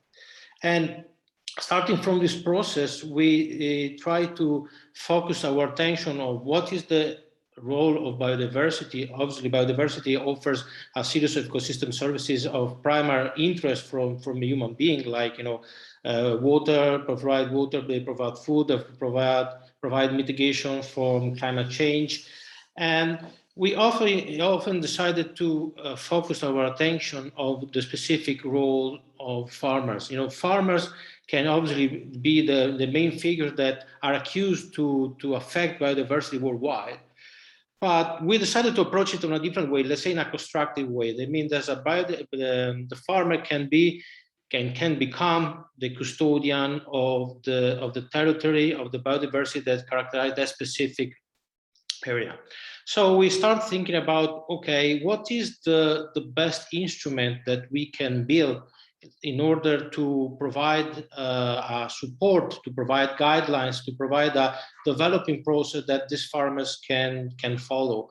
And what we did already in 2010 was the creation of this standard that is called Biodiversity Friend Standard. Biodiversity Friend is, and it was at the time, the first certification, in the world that is formally assessing and evaluating the impact of the production of agricultural product and agricultural activity on the landscape and on the biodiversity of that specific production area. So we completely changed the approach that's not strictly related to the product by itself, but they stick to the product related with the environment, the condition, and the biodiversity that characterize that specific production area. So we defined 10 main points that we considered at the base of the sustainability path that each farming producer has to follow. And those 10 paths are 9 out of 10 of these paths are associated with what we consider the good manners and good practices in maintenance of agro-ecosystem. So we talk about maintenance of sustainable cultivation model, protection of soil fertility, rational management of water resources, protection of hedgehog, boots, meadow, nectar-rich species, and natural formation. Because remember, the approach now is that we consider the agri-ecosystem as a part of a landscape of a territory, as not as a completely isolated entity that is not related with the surrounding areas. So related to this protection, agriculture, and structural biodiversity. So remember also, we keep an eye on also the production and agricultural production, energy savings, protection of local area and rural landscape, social sustainability. So we integrated also the importance of the role of the people that are involved in agricultural production, economic sustainability at the end. The last point that was probably the changing point of all the whole approach is that we develop a system that is based on what we define the biodiversity indexes that allows us to provide a kind of counterproof in what's going on within the agro-ecosystem directly, and measuring the biodiversity and especially the state of conservation of biodiversity within a specific agro-ecosystem. And this system has been tailored on a specific issue that most of us as biologists has to deal with. I mean, it's very difficult to first quantify biodiversity. It takes a lot of effort, a lot of competencies, and at the same time is an argument that is extremely difficult to communicate, both to the farmer or to the producing communities, and at the end to the consumers. So at the beginning of the process, we always thought obviously that there are specific needs, and especially in relation to the farmer needs. We need to provide a feedback that is available in a short time and relatively rapidly. So we came out with this solution in terms of smart and functional indexes. And these indexes that are measuring the impact of the agricultural production are split in three main sections. One is related to the soil, one to the superficial fresh water, and the other one to the air. In the different three situations, we're going to measure directly in the field, and I would say it's frequently together with the farmer or the owner of the land. We are assessing which is the conservation of the organism community inhabiting that a specific agro-ecosystem. This is a very effective tool because on a side, it provides a scientific-based feedback in terms of conservation, but also it's very strong on a side of communicate your results. You can definitely prove to the producer, even to the consumer that wants to visit the farm, that in a specific area you have life in the soil, you have life in the water, and the air you are breathing is somehow clean. And this information comes from the counting of specific groups of bioindicators and umbrella species that give us a direct feedback about what's going on in the field, and also can be a counterproof of what is declared by the farmer in terms of producing. So this certification has been thought in order to target any kind of specific agricultural business. So it's directed both to small farms and small farmers, cooperatives, production organization, even large scales retailers. So it's meant to be sustainable also from a social point of view, and it doesn't want to create any differences between production. It's all about unity and be part of the same area, same territory. The certification has been split and developed in different realities depending of what is the specific topic that it wants to be related with. As I said, Biodiversity France started as a cultural certification, but recently has been implemented also for the sustainable beekeeping and the forest exploitation and usage of forest products in a sustainable way. All this activity obviously is developed in cooperation with third parties that are certification bodies, that one that I'm showing you here on the left side of the slide. And then our systems has had the good quality that could be implemented in other certification schemes belonging to other groups.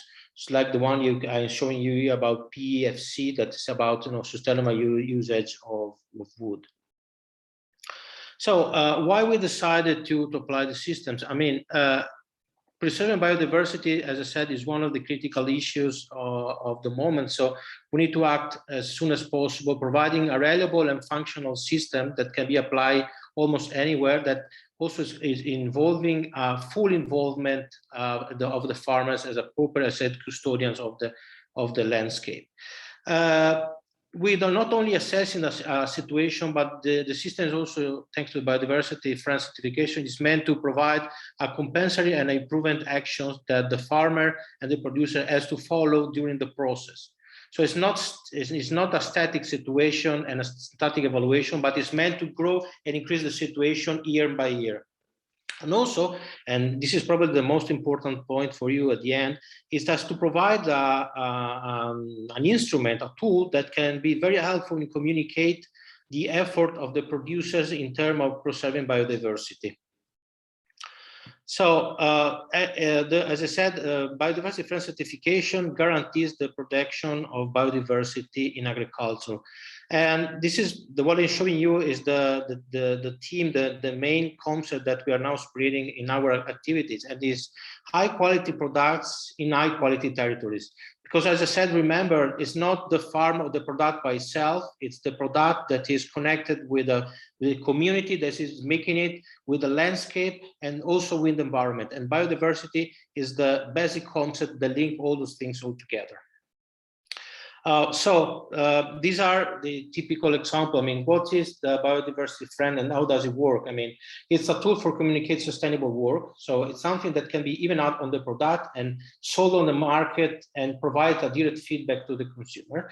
It defines, as I said, mitigation and improvement strategies, because, as I said, in order to be maintained and kept on a longer period, there are some specific actions that are provided in order to keep going on with a sustainable path. And these are, like, for example, maintenance of green edges, uncultivated lands, switching from a conventional to organic production, for example.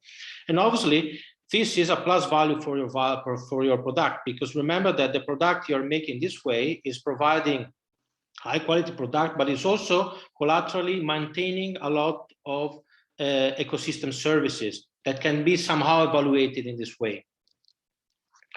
Obviously, there is this positive feedback also for the consumer, because the consumer know what he's going to buy, what he's going to consume, and which are the values that are associated with this product. The good thing, as I said, about biodiversity friend standard that can be applied of multiple kinds of products. We have fruits, vegetables. We have processed stuff like honey, like, for example, marmalade, jams, wines. And recently, we also implemented the dairy production, so even milk, yogurt, and cheese. Something that I consider myself quite proud is the biodiversity friend, and our approach has been recognized by the European community already in 2011 as the first and unique example of positive business, that you can obtain positive business by protecting biodiversity. So this is a different kind of approach that's never been implemented before, and that we start to introduce in the both, let's say, in the producing process, but also on the consumer level. A direct proof of this approach and successful approach of this approach came from this report that has been published in 2019 by the European community, that is showing that the addition of this specific brand on a product arise the awareness of the consumer about the sustainability and impact of biodiversity of that specific product on the landscape of production. Just in the end, I want to give you two simple and easy examples on how this system has been implemented in concrete. Our system can be applied also, they say, loaned to other different certification conditions. And this is what we have done during the candidacy of the SUAVE as a GIAHS site.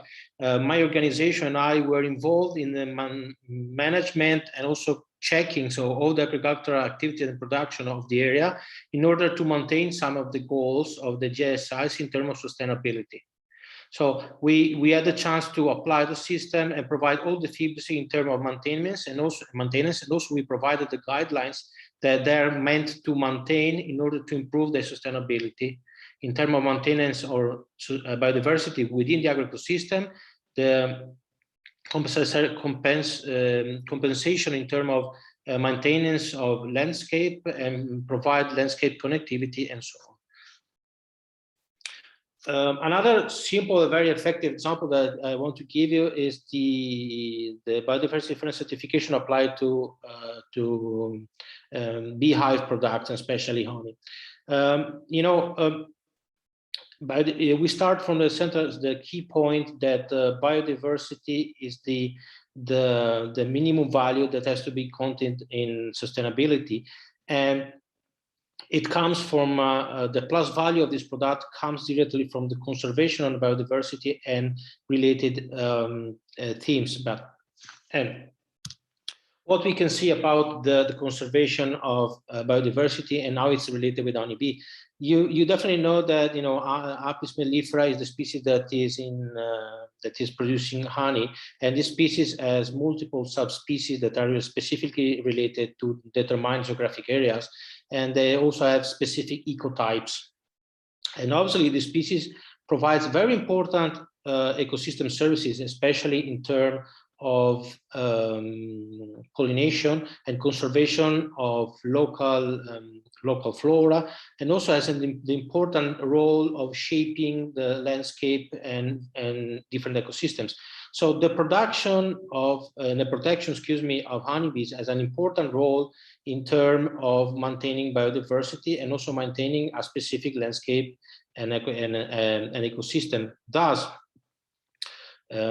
keeping the different subspecies in a determined area, avoid gene spillover, movement of populations, allows to protect at the same time biodiversity directly in terms of diversity of the bees, indirectly about the conservation of the landscape, and at the same time produce, they're going to produce a final product that is honey, that provides a direct image and is the direct result of a specific territory, a specific landscape, and is product of a specific honey, a specific honeybee. So this means that that product can be sold as unique. There is no other product that can be sold as identical, and this is providing an hyper value to your product.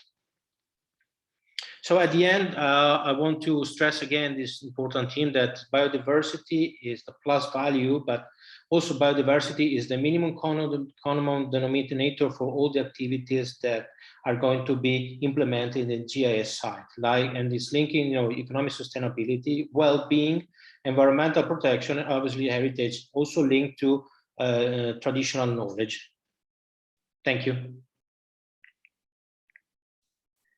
Thank you so much, Enrico, for your presentation and for all of these very relevant examples, I would say, to the target region, where we do also have many honeybee producers in the region. And well, based on my own personal knowledge from talking with some of the authorities of the local region, we realized that maybe a lack of visibility for honey in a global scale is very sensible for Azerbaijan, and maybe our producers, our stakeholders would like to have this international visibility. But I think your example was very relevant, that by dividing the different ways of creating visibility, is it just by a branding, or it could be by some, let's say, sustainable ways of certifying a specific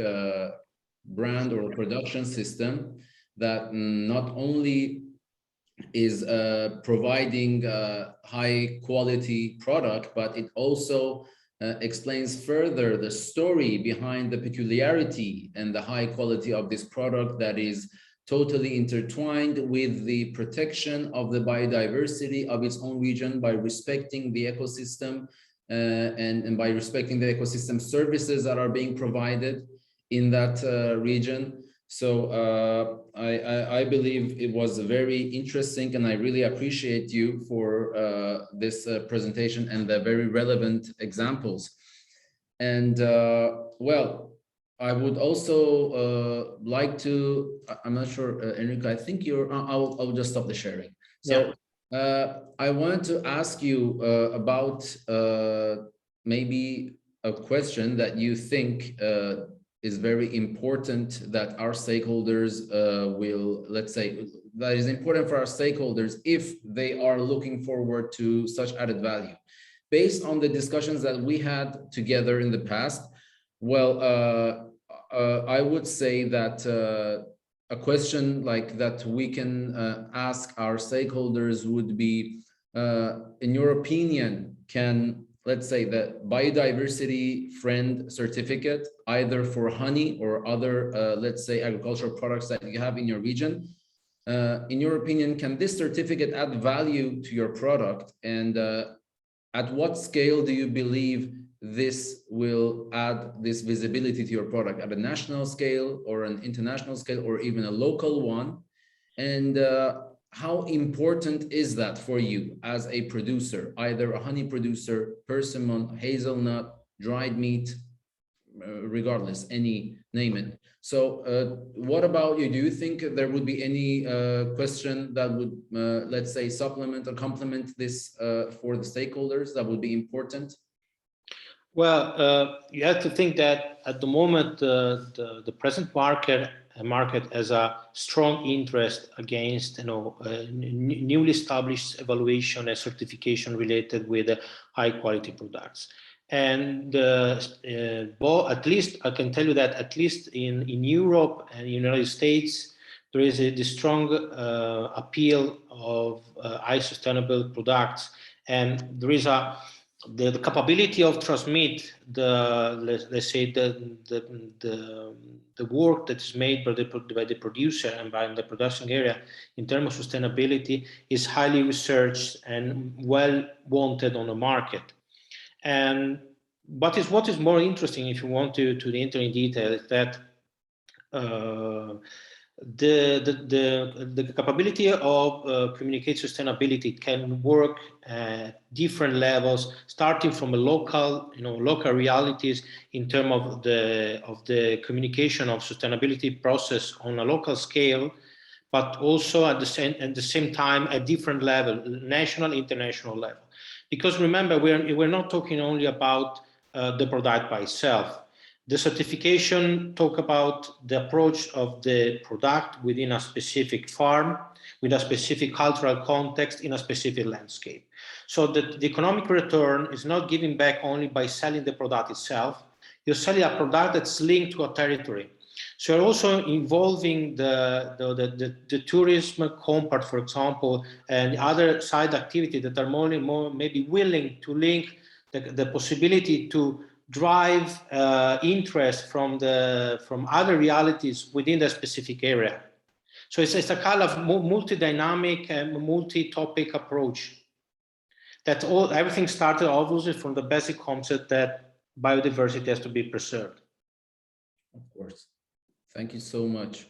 Thank you so much for explaining it further. And just maybe to clarify, this does not mean that, for instance, in technical way, let's say in the target region, there is necessarily a lack of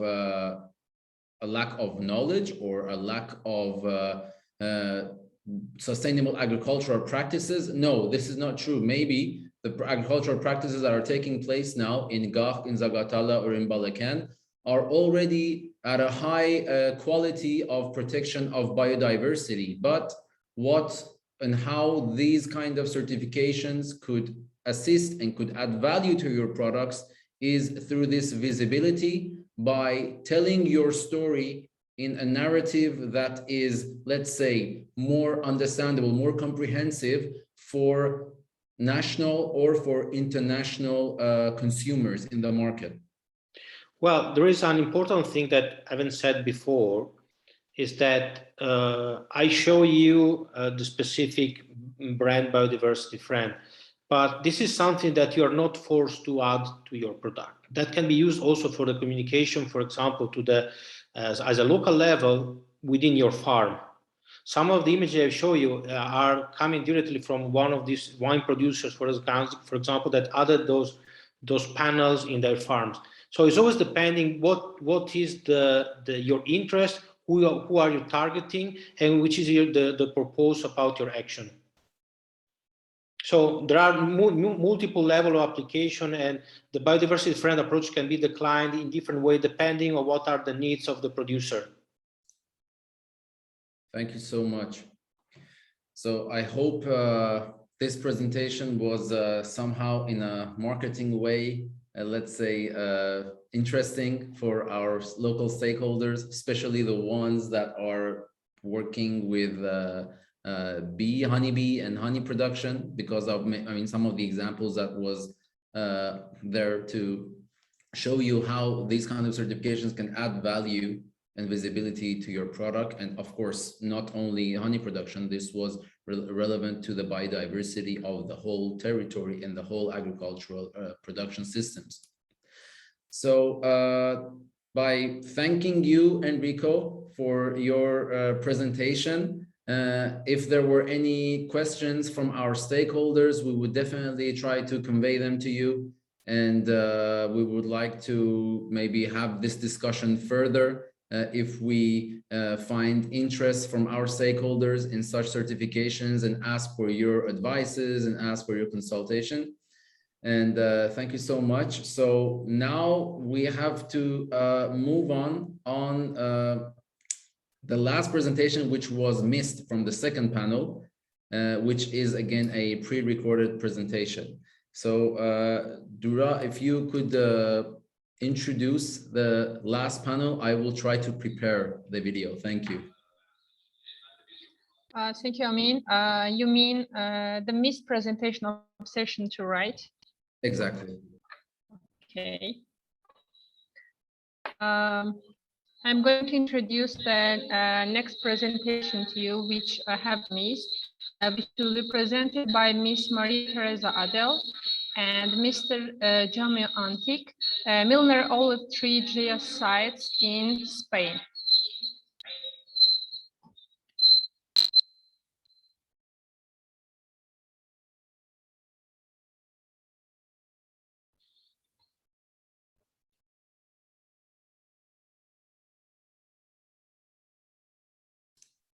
One second, sorry, I'm trying to see where this video is. I'm not sure if Orhan is back with us online.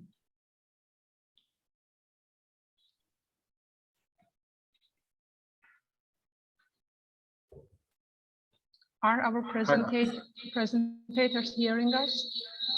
Because let's see if I couldn't see him.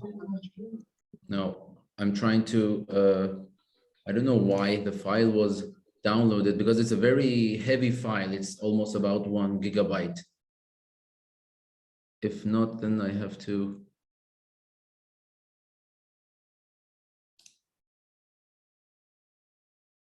Sorry for this.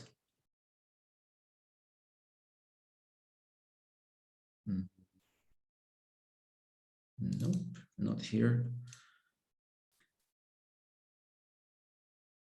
So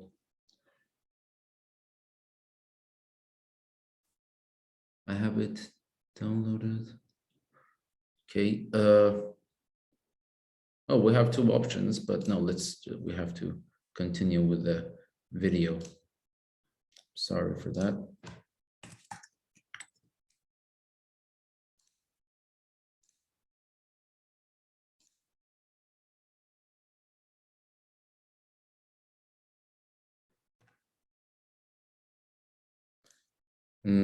Can any of our colleagues please forward me the link to the video from the WeTransfer, because really I'm lost in the midst of all of the emails.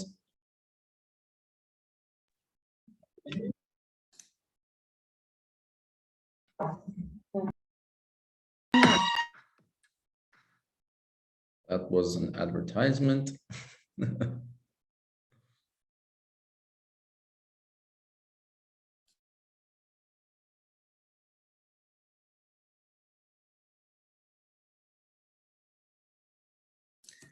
Well, I have to, just before playing it, please, I have to explain that this video has been pre-recorded in Spanish with the English script for us, which will be translated in both languages of Azeri and Russian, but we had totally forgot that we don't have a translator for English. So if you allow me, I will also leave my microphone on in the normal, let's say, with the no translation mode, and I will try to read from the English script. So if you just give me 1 second, I will just open the script for reading the English one.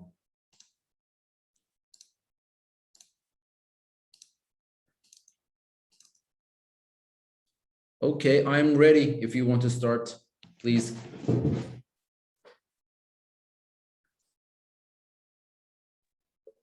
Please,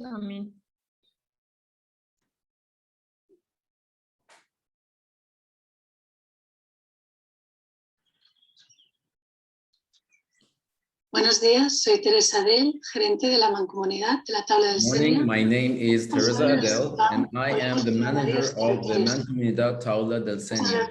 I'm responsible for the Millennial Olives of Senia Territory GIAHS site. Thank you very much for the invitation to participate in this regional workshop about GIAHS in Azerbaijan, organized by the FAO Office, speaking on cooperation between stakeholders and political unity of municipalities. The Senia territory consists of 27 municipalities from 3 different regions, 15 Valencian towns, 9 Catalan towns, and 3 Aragonese towns. It has an area of 207,000 hectares and a population of 112,000 people. We have in common history, language, culture, tradition, and also the existence of a high number of millenary olive trees in our territory, which will now explain how we are working to preserve and enhance their value. In our territory, there are 3 very different areas: coast, interior, where the millenary olive trees are, and mountain. There are differences in the size of the villages. We have some with 30,000 inhabitants and other mountain municipalities with only 15 inhabitants. The economic activities are also different. The primary sector has a greater presence in the inland villages, and industry is more developed on the coast. There is also a great diversity of political parties in local government. We have 11 municipalities governed by the Socialist Party, 6 by the Popular Party, and 6 municipalities with the Nationalist Party, and the rest by different parties. But there are many things that unite us and that we have in common: geography, history, language, culture, and customs.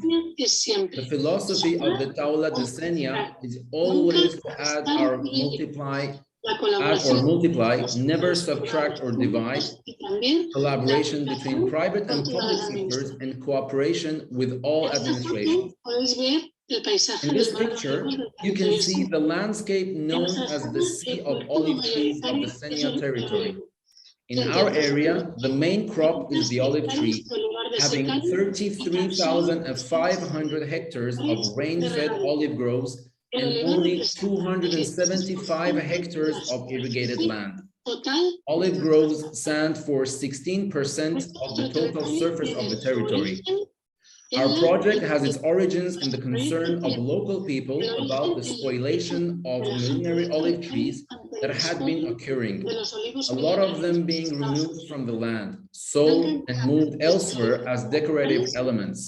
Arrancados, vendidos y trasladados a otros lugares como elementos decorativos. Desde la Mancomunidad de la Tabla del From the Mancomunidad Tabla de Senia, the first action carried out was to make an inventory of all the 1,000-year-old olive trees that we had. This inventory was made in 2008 when 4,080 millenary olive trees were registered, having more than 3.5 meters of trunk perimeter at 1.3 meters above the ground. Nowadays, the inventory has grown up to 6,500 millenary olive trees and has specimens of more than 10 meters of trunk perimeter like the one shown in the picture. Este que veis aquí es un ejemplo. This is an example of the records used to store information of each olive tree with all their measurements, characteristics, pictures, and locations. Este olivo que veis aquí es el denominado. This olive tree named La Farga del Arión has been dated as being 1,707 years old. The olive tree is still producing fruit, and its oil already delighted the Romans since it was planted in the times of Constantine the Great. The Polytechnic University of Madrid has dated some olive trees of our territory, and their ages range between 1,000 and 1,700 years old. Having geolocated all the olive trees that we have in the inventory, we concluded that its placement matches the one of the Roman Via Augusta, which clarifies the age of the olive trees.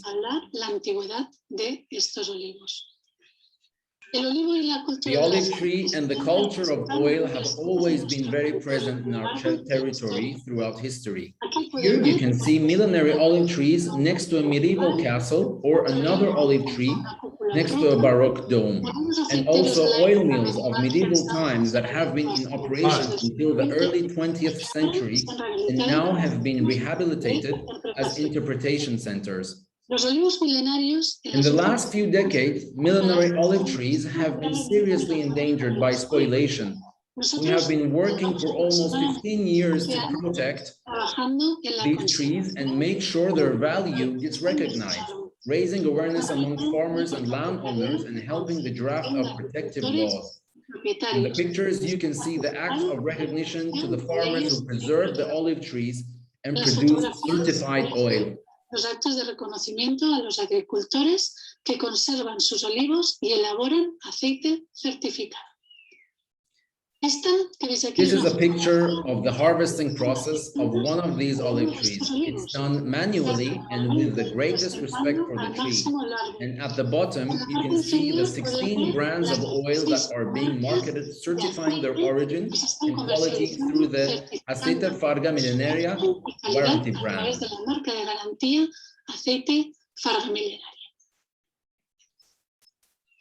Buenos días.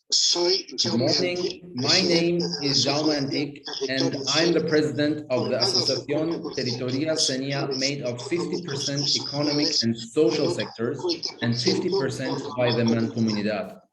This warranty brand has a regulation of use approved by the 3 autonomous communities and the Ministry of Agriculture.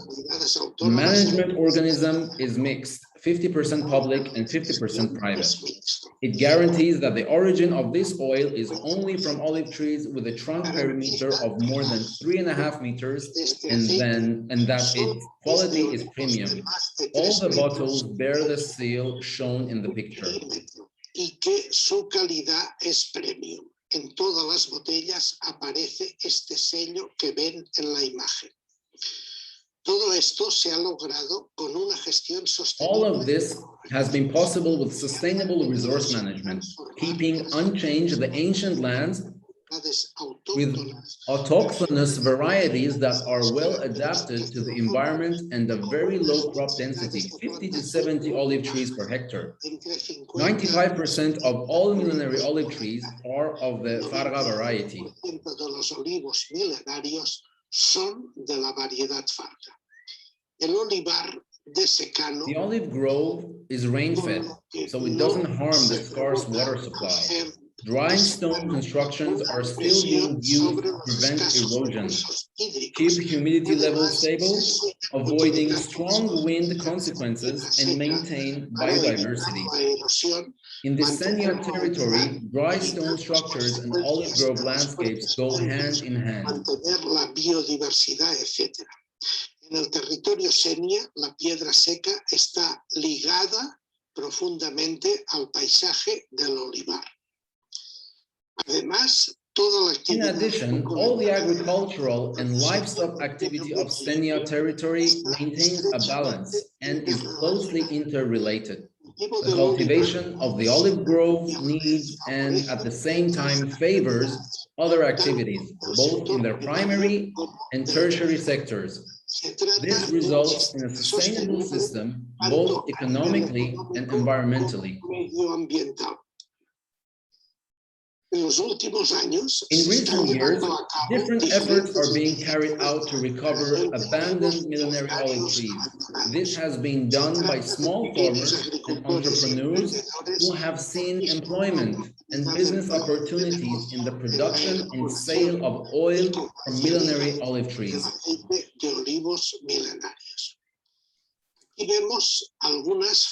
Here are some photographs of the recovery of these olive trees and the restoration of the landscape. An important development of oil-related tourism has been made lately. In recent years, we've seen an increase in the number of people who are looking for this type of tourism product, which can be fully integrated with farming.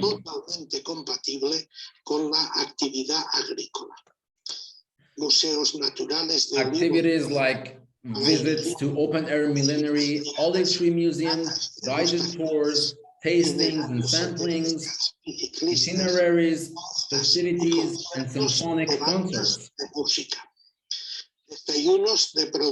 Lunches of local products and oil under the olive trees and cultural activities such as concerts, theater plays, and poetry readings. We also have the collaboration of the local restaurants in the area that have been totally involved in the project. Millenary olive trees oil is perfect for pairing with other local products like the truffle. In the best restaurants of the territory, we can find dishes inspired by millenary olive trees and using their oil. In the pictures, you can see 3 examples. We have a growing gastronomy tourism attracted by high quality and broad offers. In the Senia territory, there are 3 restaurants with a Michelin star. Tres restaurantes con estrella Michelin en el territorio Senia. Desde la Mancomunidad de la Tabla del Senia, from the Mancomunidad Tabla de Senia, we work to disseminate and promote the culture of olive oil. Activities have been carried out in all the schools of the territory so that from childhood they learn to love and respect these trees. We attend fairs, exhibitions, participate in institutional events, celebrate the anniversary of some olive trees on their birthday, and organize festivities around these trees. Numerous educational activities are carried out: cultivation and pruning of millenary olive trees, oil production, tastings, and samplings. Every year in November, a congress is held with the participation of national and international experts. We have 2 traveling exhibitions dedicated to millenary olive trees, different publications about olive trees, oil and gastronomy of the zone. We keep present on social media and have a website where you can find information related to our project. Que pueden encontrar variada información relacionada con nuestro proyecto. All of this work has been rewarded with national and international awards and recognitions.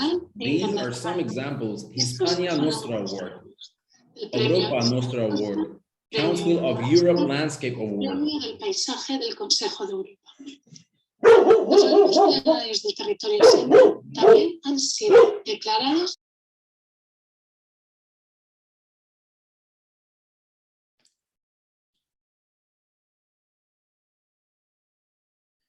The millenary olive trees of Senia territory has also been declared globally important agricultural heritage systems by the FAO for meeting all the requirements: agrobiodiversity, food security, culture and value system, global knowledge system, and tradition and landscape. We are currently working on an Interreg Sudo project called ValSipam, which aims to create a network of SIPAM or GIAHS territories to improve their management and valorization methods. 9 partners are involved, 5 are Spanish, 2 are Portuguese, and 2 are French. Thank you very much for your attention, and we are pleased to invite you to visit our ancient olive trees. finally, we will leave you with a 2-minute video where you can see a small sample of olive tree landscapes of the Senyak territory. Olivos milenarios del territorio sirio. Gracias.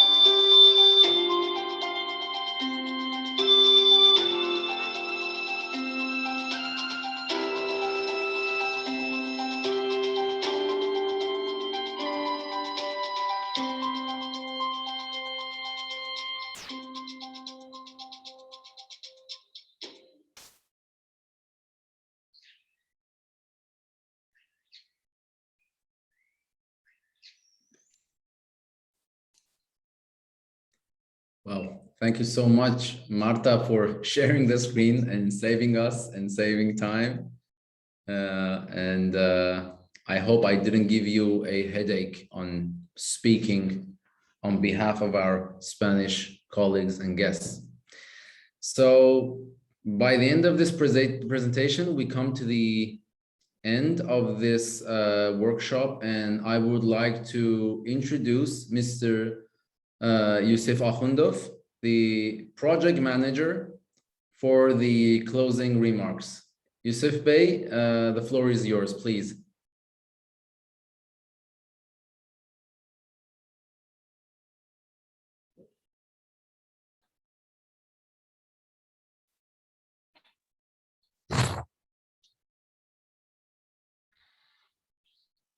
Biz bu gün Dura xanımla bir ildə bitirib paylaşdığımız için burada yazdım. First of all, I would like to thank everyone, all our presenters joining us from around the world.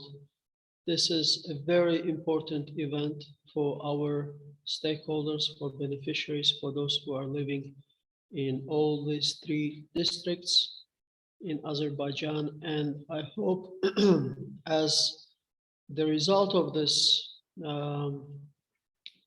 workshop, we will try to finalize the identification process and the proposal process, get all the inputs from those who have participated in the event. This is an important step for Azerbaijan as well in identification of traditional ways of agriculture and preservation.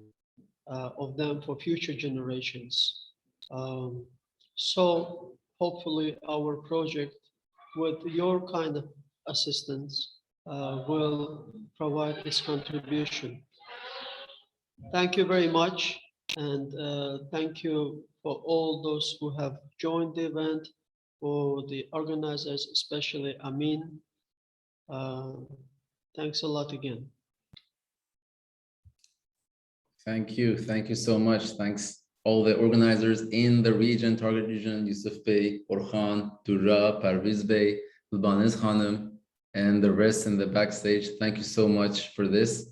And I think now we will finish the online session, and we would move on after a break to the real workshops, the focus group discussions, and the wrap-up and conclusions in the target region. Thank you again all for joining us online, and have a lovely afternoon and evening. Thank you.